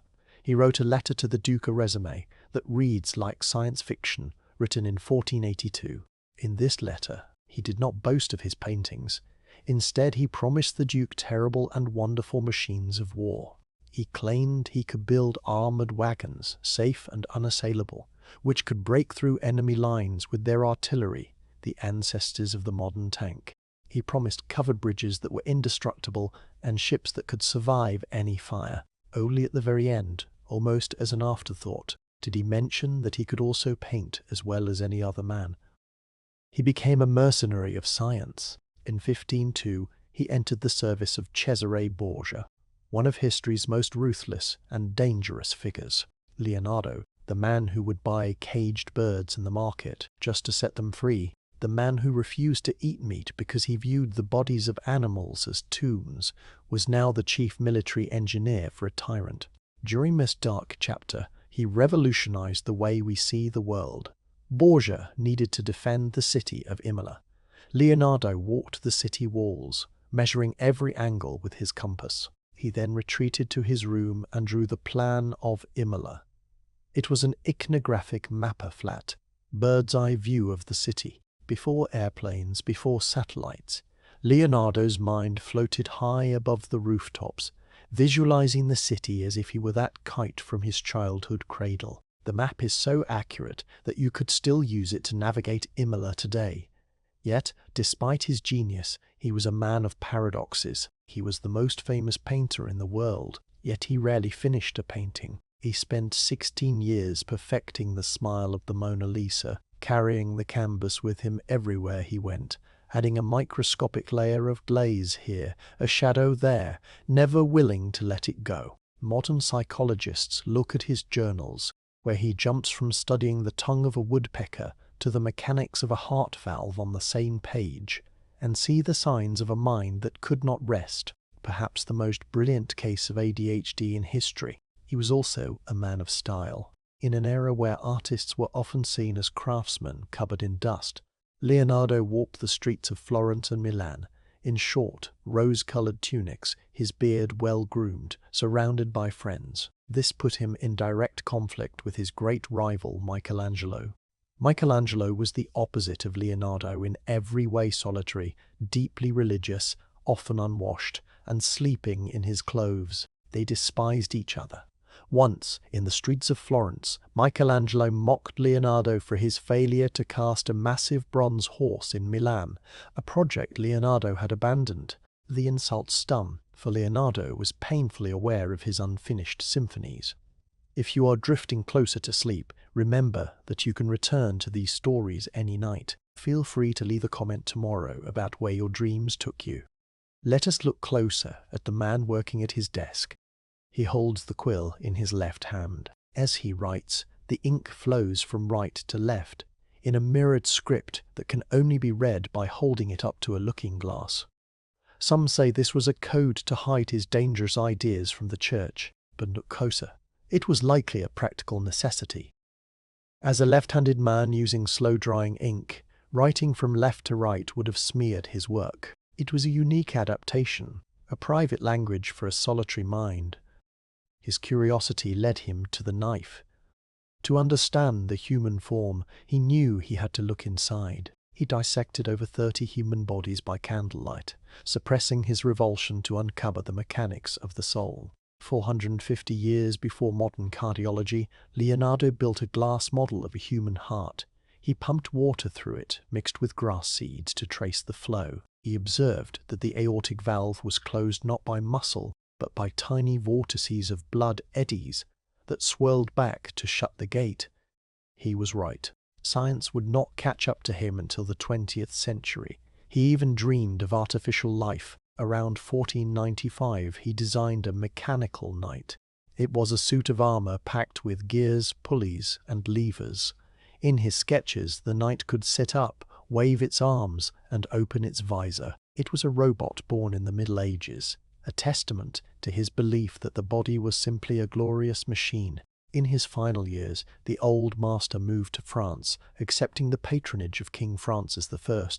He lived in the Château du Clos-Houssay, a peaceful manor connected to the king's castle by a secret tunnel. The king, young and fascinated, would visit Leonardo daily, sitting by his bedside to hear the old man speak of the stars, the tides, and the geometry of life. On his deathbed, on May 2nd, 1519, the shadows finally gathered around him. It is said he was overcome with a deep melancholy. He apologized to God and mankind, believing he had not practiced his art with the diligence it deserved. He felt unfinished. He left behind over 7,000 pages of notes, a vast library of ideas that would be scattered to the winds, lost in attics and private collections, waiting for a world that was not yet ready to understand them. He was the man who saw the future, but could not stay there. He was the man who held a knife in one hand and a paintbrush in the other, trying to carve out the truth of the human soul. And now, his work is done. The gears of the mechanical knight have stopped turning. The water in the glass heart has stilled. The birds he released have flown over the horizon, disappearing into the twilight. You are safe here, in the quiet dark. The complexities of the world, the inventions, the struggles, and the rivalries, they are all in the past. There is nothing left for you to solve tonight. Like Leonardo, you have observed the world, and now it is time to rest. Let your thoughts drift away like the kite on the wind. The future will be there when you wake, but for now, the history of the day is written. Sleep well. The Infinite Simile.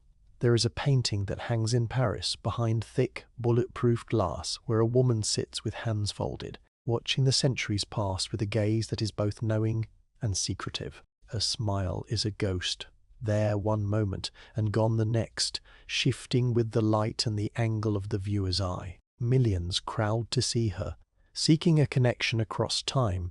Yet few understand that this image is not just a portrait of a merchant's wife. It is the culmination of a lifetime spent chasing the invisible architecture of the universe. It is the work of a mind that refused to accept the world as it was, and instead decided to invent the future. As you lie there, letting the heaviness of the day dissolve into the sheets, let us travel back to the golden light of Tuscany, to meet the man who taught us how to see. He was born into a world that did not want him, yet this rejection would become his greatest liberation. On a warm spring night in April, in the year 1452, Leonardo entered the world in the stone village of Anciano. He was the son of a notary and a peasant woman, born out of wedlock, a status that carried a heavy stigma in the rigid social structures of the Italian Renaissance. Because he was illegitimate, the doors to the prestigious universities were locked to him. He could not study law like his father, nor medicine, nor theology. He was cast aside by the institutions of men, left to wander the wild, olive-strewn hills of Vinci. If you are finding a sense of peace in these journeys through the past, I invite you to subscribe to our channel, ensuring that these stories continue to find you each night. This exclusion was a blessing in disguise. While other boys were trapped in dusty lecture halls memorizing ancient Latin texts, Leonardo was outside, sitting by the riverbank, watching the way water curled around a stone. He called himself a disciple of experience. He learned from the flight of the dragonflies and the geometry of the wildflowers. He wrote later of a memory, perhaps a dream, from his cradle a kite, a great bird of prey, descending from the blue sky to brush his lips with its tail feathers. It was an omen of a life destined to look upward, to dream of flight when men were bound to the earth. There was another moment in his youth, a terrifying encounter that shaped his soul. Wandering alone in the mountains, he came upon a dark, gaping cave. He stood at the entrance, paralyzed by two competing emotions, fear of the menacing darkness within, and a burning, unquenchable desire to know what secrets it held. He chose the darkness. He chose the mystery. This would be the pattern of his entire existence, stepping into the unknown to drag the truth out into the light. By the time he was a teenager, his father recognized that the boy's talents could not be ignored. He was sent to Florence, the cradle of the Renaissance, to apprentice under the master Verrocchio. The workshop was a symphony of noise, the grinding of pigments, the hammering of bronze, the smell of linseed oil and wet plaster. It was here that the legend began. They say that when Verrocchio asked the young Leonardo to paint an angel in the corner of a larger work, the boy's touch was so ethereal, the angel's face so divine and translucent, that the master put down his brush and vowed never to paint again. The student had not just learned the lesson, he had transcended the teacher, but painting was never enough. His mind was a restless ocean, constantly churning with ideas that had no name.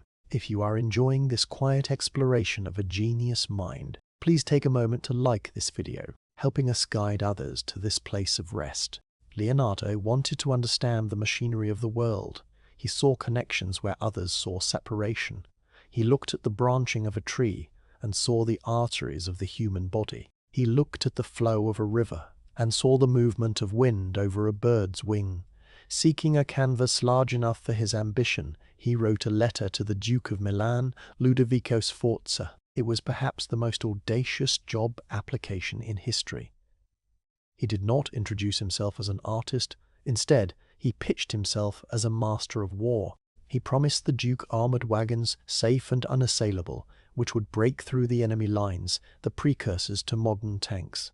He promised portable bridges and invincible ships. Only at the very end, almost as an afterthought, did he mention that he could also paint and sculpt as well as any other man. He spent years in Milan, a man of peace, designing machines of destruction to fund his art. He served the ruthless Cesare Borgia, traveling as a military engineer. During this dark time, he created something miraculous, the Plan of Imola. Before this, maps were drawn from hillsides, distorted and perspective-heavy. Leonardo walked the streets of the city, counting his steps, using a compass, and then, in his mind's eye, he floated above the city. He drew a map from a bird's eye view, a flat, perfectly scaled representation that was centuries ahead of its time. He had invented the way we see the world today on our screens, looking down from satellites. Yet, amidst the wars and the politics, he remained a gentle soul. In an era where meat was the staple of the powerful, Leonardo was a vegetarian, refusing to make his body a tomb for other creatures. He was known to walk through the bustling markets of Florence wearing his signature rose-colored tunics and purchase birds that were crammed into tiny cages. He would pay the merchant, open the cage door, and watch with a smile as they fluttered up into the freedom of the sky. He was releasing them, but perhaps he was also wishing he could join them. His curiosity led him deep into the human form. In the flickering candlelight of secret rooms, he dissected the dead to understand the living. He held the human heart in his hands. He built a glass model of the aortic valve and pumped water mixed with grass seeds through it to track the currents. He discovered that the heart closes its valves not through muscle, but through the backwash of blood eddies, a fact that modern medicine would not confirm for another 450 years. He was a time traveler, stranded in the 15th century, writing his secrets in mirror script, from right to left, to protect them from prying eyes. He even dreamed of artificial life. Long before the age of computers, he sketched and designed a mechanical niter suit of armor filled with pulleys, gears, and levers. It could sit, stand, and lift its visor, a robot born of the Renaissance. As you let your own body relax, imagine the soft clicking of those brass gears, the hum of a mind that never sleeps, working in the quiet of the night. He was not without his rivals. He clashed with Michelangelo, the sculptor who was his polar opposite. Michelangelo was rough, solitary, and covered in stone dust. Leonardo was refined, social, and elegant. They were the two halves of the artistic soul, the torture and the grace. Yet, Leonardo often struggled to finish what he started. His mind moved too fast for his hands. Masterpieces were left incomplete as his attention drifted to the tongue of a woodpecker or the mathematics of a water droplet. He was haunted by a perfection that he could see but not always capture. In his final years, the old master moved to France, invited by King Francis I. He lived in the Château de Croix-Lucé, a beautiful home connected to the royal palace by an underground tunnel. The king, who revered him as a father, would visit often, sitting by the fire to listen to the wisdom of the old man. Leonardo had brought 3 paintings with him, including the woman with the mysterious smile. He continued to work on her, layer after microscopic layer of glaze, until the end. If you have a thought to share, or a story you wish to hear next, feel free to leave a comment in the silence below. On his deathbed in the spring of 1519, legend says he wept, apologizing to God and mankind for not having worked at his art as he should have. It was the final paradox of a man who had done everything, yet felt he had done nothing. He left behind 7,000 pages of notes, a library of the future, scattered like autumn leaves. Now the candle has burned down, the notebook is closed, the mechanical night is still, the birds have flown. Leonardo has found the answers he spent a lifetime seeking in the great silence that awaits us all. You need not solve the mysteries of the universe tonight. You need only close your eyes. The world will turn without your help. The stars will hold their course. Rest now in the shadow of the genius who watched the world so you could close your eyes and dream of a better one. Good night. The conquest of the air. We step away from the drying glazes of the canvas and into the vast, unquiet mind that conceived them. We leave behind the mere stroke of the brush to witness the birth of the modern world in the hills of Tuscany. It begins on April 15th, 1452, in the stone village of Anciano. Here, Leonardo was born, not into nobility, but into the blessing of exclusion. As the illegitimate son of a notary and a peasant, the doors to the prestigious guilds of law and medicine were locked against him. But this rejection was his greatest liberation. Barred from the rigid, dusty halls of classical education, he was forced to turn to a different teacher, nature herself. He became a disciple of the river's flow, the hawk's flight, and the silence of the forest.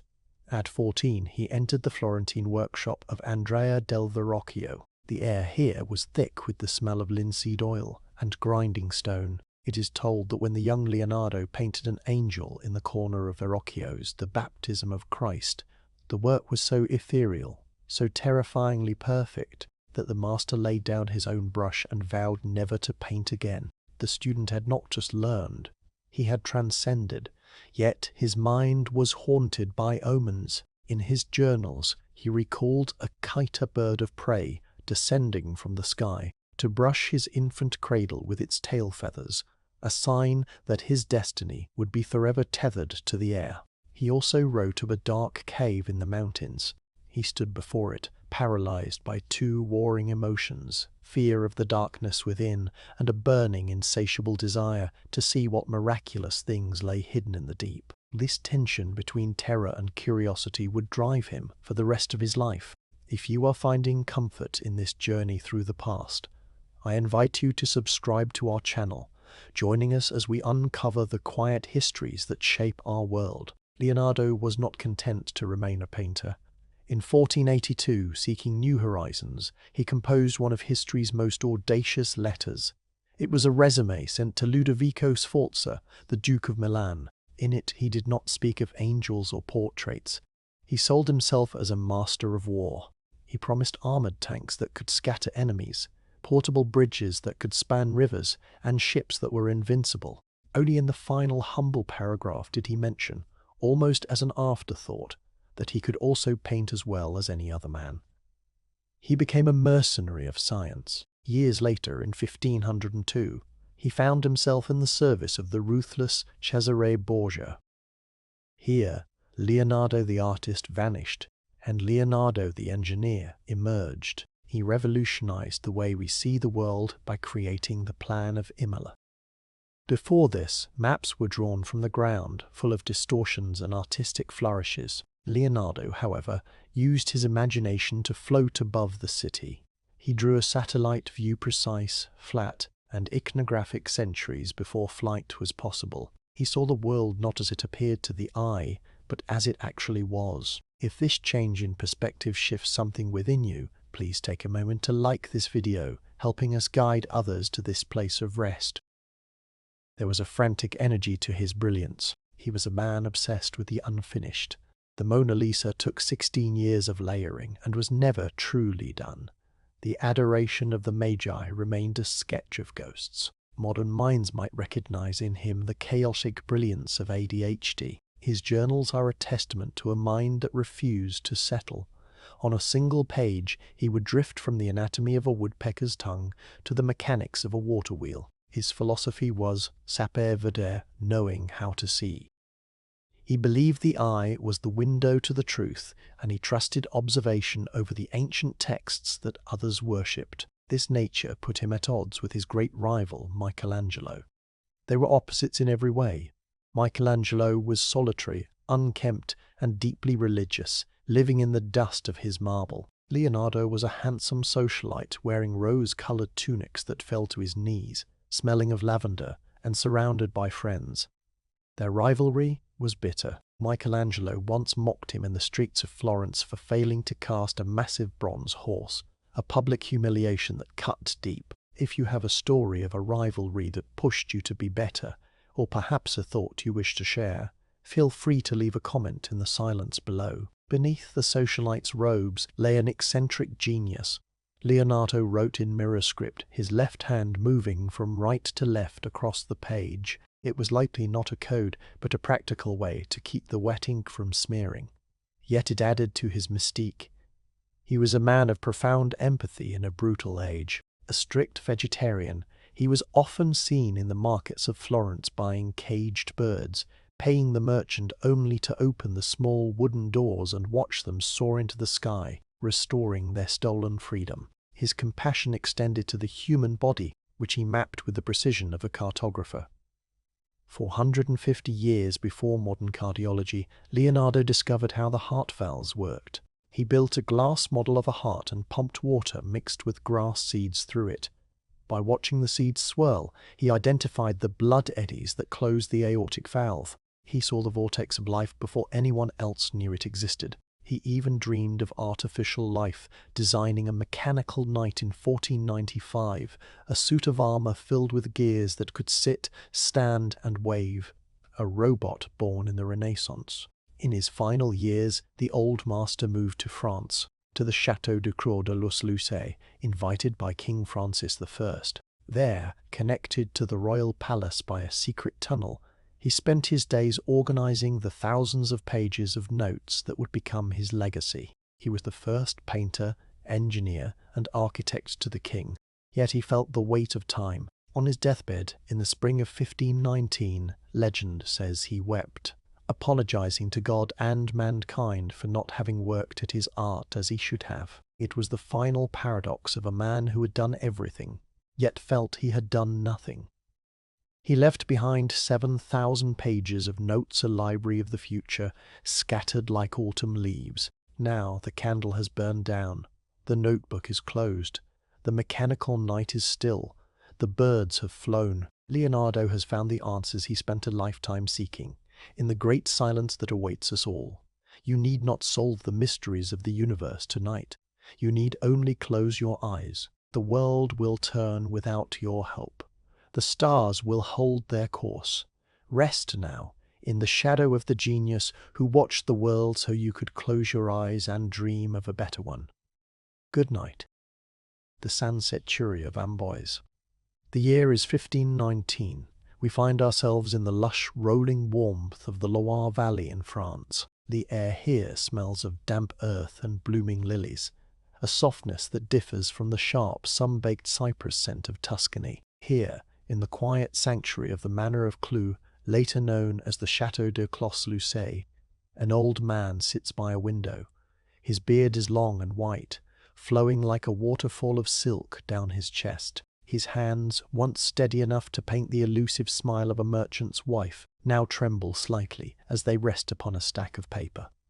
This is Leonardo. He is the man who woke up while the rest of the world was still sleeping. As you settle into your own bed tonight, letting the weight of the day dissolve into the mattress beneath you, imagine the stillness of his room. The only sound is the scratching of a quill and the distant murmur of the Immersive river. We are here to walk through the corridors of his mind, a palace of mirrors where art and science danced a slow, eternal waltz. If you find comfort in these stories of the past, I invite you to subscribe and join us on this journey every night, letting history guide you to sleep. To understand the old man by the window, we must travel back to the beginning, to a stone cottage in the village of Anciano, perched on the slopes of Monte Albano. It was April 15, 1452. Leonardo was born into a world of strict boundaries. Yet he began his life by breaking one. He was the illegitimate son of a notary and a peasant woman. In the eyes of the law, this was a stain, but in the grand design of destiny, it was a profound blessing. Because he was born out of wedlock, the prestigious guilds of law and medicine closed their iron doors to him. He was barred from a rigid classical education. He was left wild, like an unpruned vine, free to grow toward the sun in whatever shape he chose. He did not learn from dusty scrolls. He learned from the river, the hawk, and the wind. He recorded a memory, perhaps a dream, from his infancy, a kite, a great bird of prey descending from the blue sky to brush his cradle with its tail feathers. It was an omen of a life spent looking upward, obsessed with flight. As a boy, he stood before a dark cave in the mountains. He wrote of two contending emotions, fear of the darkness within, and a burning desire to see whether there was anything marvelous inside. That cave became the metaphor for his entire life. While others turned away from the unknown, Leonardo walks into the dark. If you are enjoying this drift into the past, please take a moment to like this video, helping us share the calm of history with others who need rest. His path led him to Florence, to the workshop of Andrea del Verrocchio. It was here that the boy became the master. Legend whispers that when the young Leonardo painted an angel in the corner of Verrocchio's The Baptism of Christ, the angel's face was so ethereal, so full of divine light and human softness, that Verrocchio put down his brush and vowed never to paint again.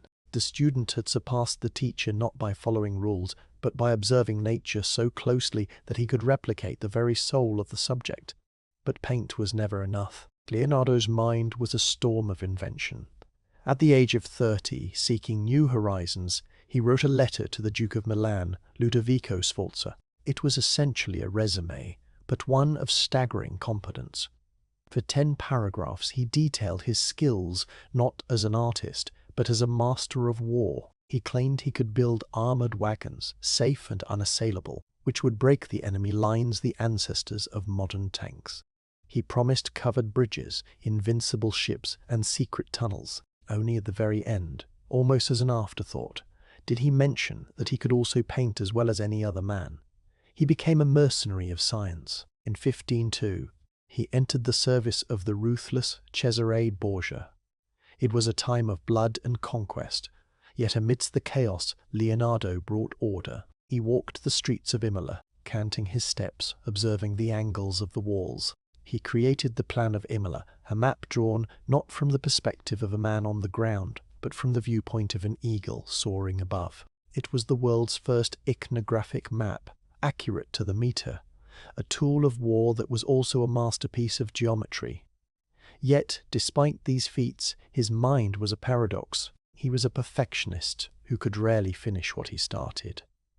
The Adoration of the Magi remained a sketch of ghosts. The Mona Lisa travelled with him for 16 years, layer upon infinite layer of glaze, applied until the smile seemed to breathe. Modern minds might see a man distracted, perhaps suffering from attention deficit, jumping from the anatomy of a woodpecker's tongue to the mechanics of a heart valve on a single page. But Leonardo called this sapere vedere, knowing how to see. He believed that everything was connected. To understand the mountain, one had to understand the bone. To understand the river, one had to understand the flow of blood. His curiosity set him apart, as did his nature. In an era of rough men and meat-eaters, Leonardo was a gentle anomaly. He wore rose-coloured tunics that fell to his knees, and his hair was groomed and fragrant. He was a vegetarian who could not bear to see a living thing confined. He would wander the bustling markets of Florence, amidst the shouting merchants, and purchase birds packed into small wicker cages. He would pay the price, open the small door, and watch with delight as the frightened creatures took to the sky, reclaiming the freedom he cherished above all else. As you listen to the sound of those wings beating against the air, feel free to leave a comment below about what brings you peace, and let your thoughts drift away. He saw things no one else could see. 450 years before modern medical scans, Leonardo built a model of the human heart using glass. He pumped water mixed with grass seeds through it, watching the seeds swirl in eddies.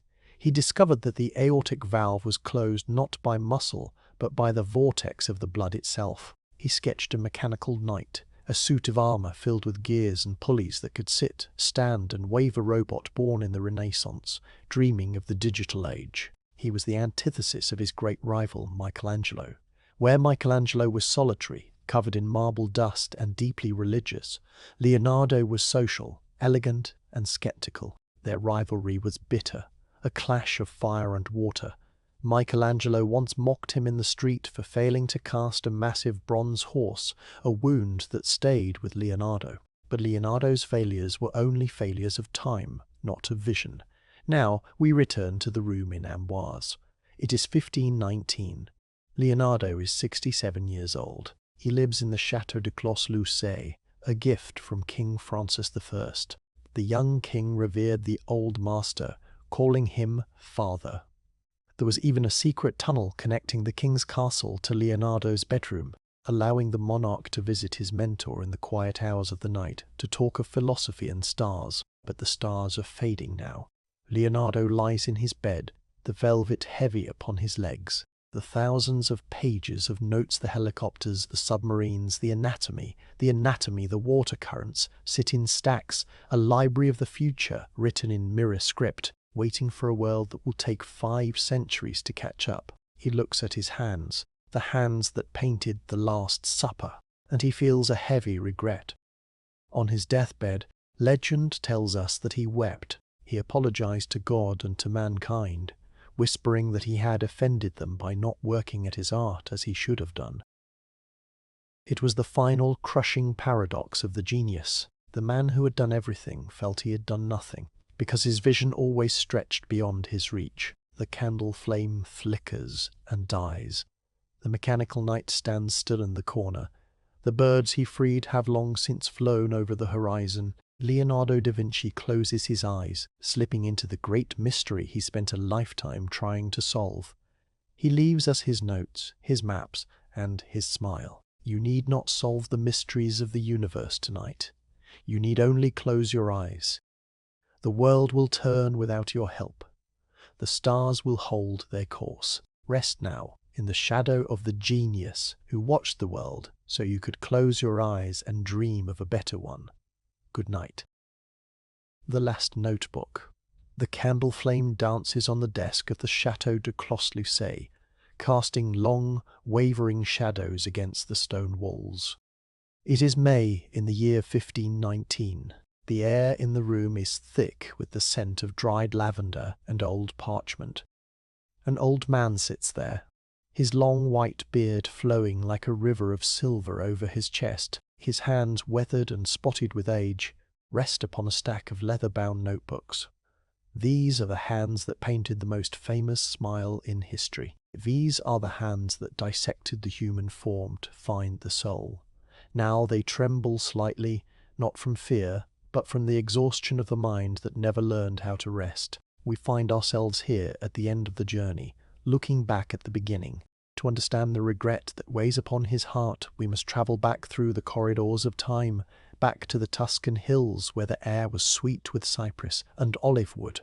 As you settle into your bed, letting the events of your own day fade into the background, imagine the golden light of Italy in the 15th century. If you enjoy these journeys into the past, I invite you to subscribe and like this video, allowing us to guide you to sleep each night with the stories of history's greatest minds. Leonardo was born on April 15, 1452, in the tiny stone village of Anciano. From his very first breath, he was an outsider. He was the illegitimate son of a notary and a peasant woman, a circumstance that the world called a scandal, but destiny called a blessing. Because he was born out of wedlock, the doors to the prestigious guilds of law and medicine were locked against him. He was barred from the rigid, dusty education of the elite. Instead, he was given the greatest classroom of all, the natural world. He walked the hills alone, a child with eyes that devoured everything they saw. He watched the way water curled around stones in the river. He studied the geometry of a flower petal. In his journals, he would later recall a memory, perhaps a dream, of a kite, a great bird of prey descending from the sky to brush his cradle with its tail feathers. It was an omen of a life destined to be spent looking upward, longing for flight. He also remembered stumbling upon a dark cave in the mountains. He recalled feeling two intense emotions, fear of the darkness within and a burning desire to see what miraculous things might be hidden there. This tension between the fear of the unknown and the need to know would drive him for the rest of his days. At 14, he was sent to Florence, the city of gold and marble, to apprentice under the master Verrocchio. The workshop was a symphony of grinding pigments, hammering bronze, and the smell of linseed oil. It was here that the boy became a legend. It is said that upon seeing an angel Leonardo painted in the corner of a larger work, Verrocchio put down his own brush and vowed never to paint again. The student had not just learned from the master, he had transcended him, but painting was never enough. The canvas was too small for his mind. In 1482, seeking new horizons, Leonardo did something audacious. He wrote a letter to Ludovico Sforza, the Duke of Milan. It was essentially a resume, but it was unlike any other. He did not introduce himself as an artist. He pitched himself as a master of war. He claimed he could build armored tanks, covered chariots that were safe and unassailable. He promised portable bridges and invincible ships. Only in the final quiet paragraph did he mention, almost as an afterthought, that he could also paint as well as any other man. If you find your mind wandering to the ambitious dreams of your own life, know that you are in good company.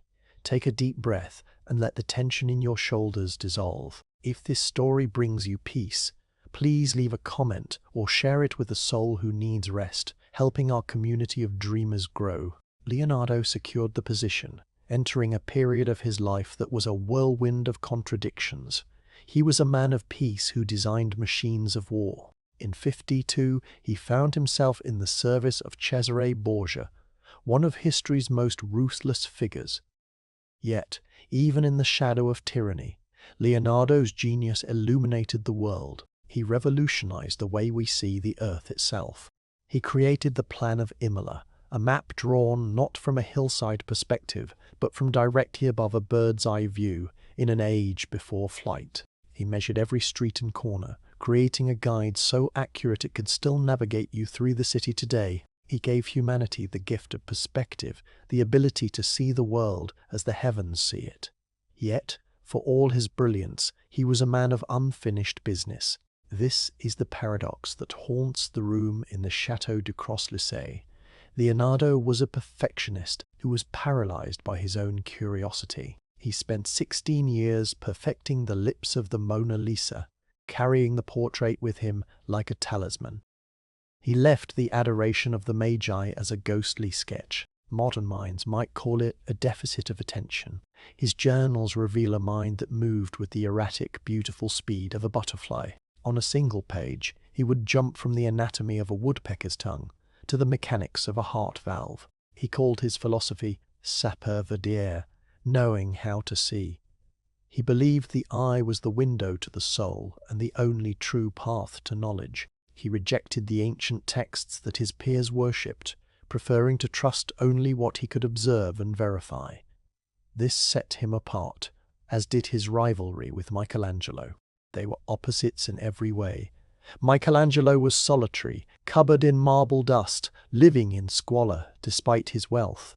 Leonardo was a creature of beauty and grace. He was handsome, social, and wore short tunics of rose-colored pink in a time of drab, long robes.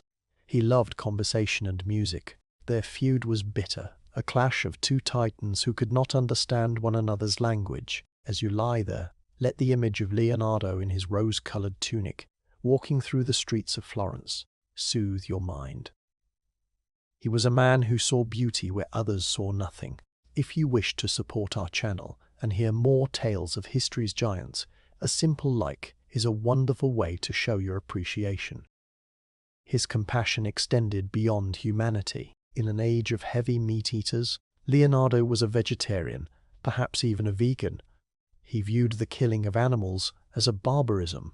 There are accounts of him walking through the bustling markets of Florence, where birds were sold in small, cramped cages. He would pay the merchant the asking price, take the cage in his strong hands, open the door, and watch with delight as the frightened creatures took to the sky, returning them to the freedom he so admired.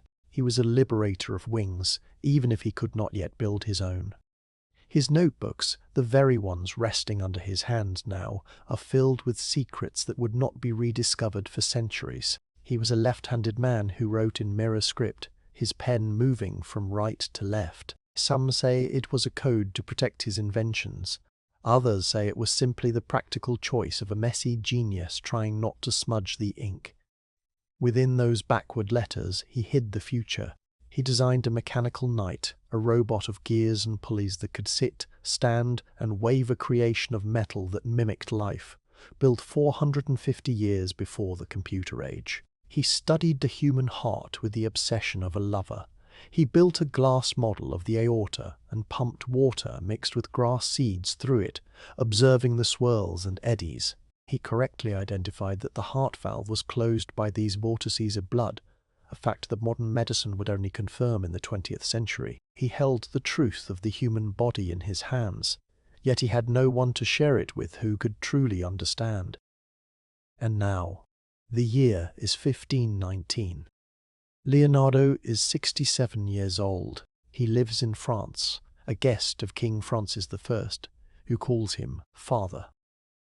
There is a secret tunnel connecting the king's chateau to Leonardo's residence, a passage for late-night conversations between the monarch and the philosopher. But the conversations are ending.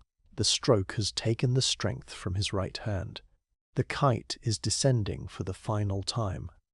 On his deathbed, the regret washes over him. It is not a regret of sin, but of potential. He looks at the thousands of pages of notes, the flying machines that never flew, the treatises on water that were never published, the paintings that remain damp and unfinished. He feels he has wasted his time. Legend tells us that he wept, apologizing to God and mankind, whispering that he had offended them by not working at his art as he should have done. It is the final crushing paradox of the genius. The man who invented the future felt he had done nothing because his vision always stretched beyond the horizon, further than his mortal hands could reach. He could see the infinite, but he was bound by the finite. The candle flame flickers and dies, leaving a trail of grey smoke to curl into the darkness. The mechanical knight stands still in the corner, a sentry of gears. The birds he freed have long since flown over the horizon. Leonardo da Vinci closes his eyes, slipping into the great mystery he spent a lifetime trying to solve.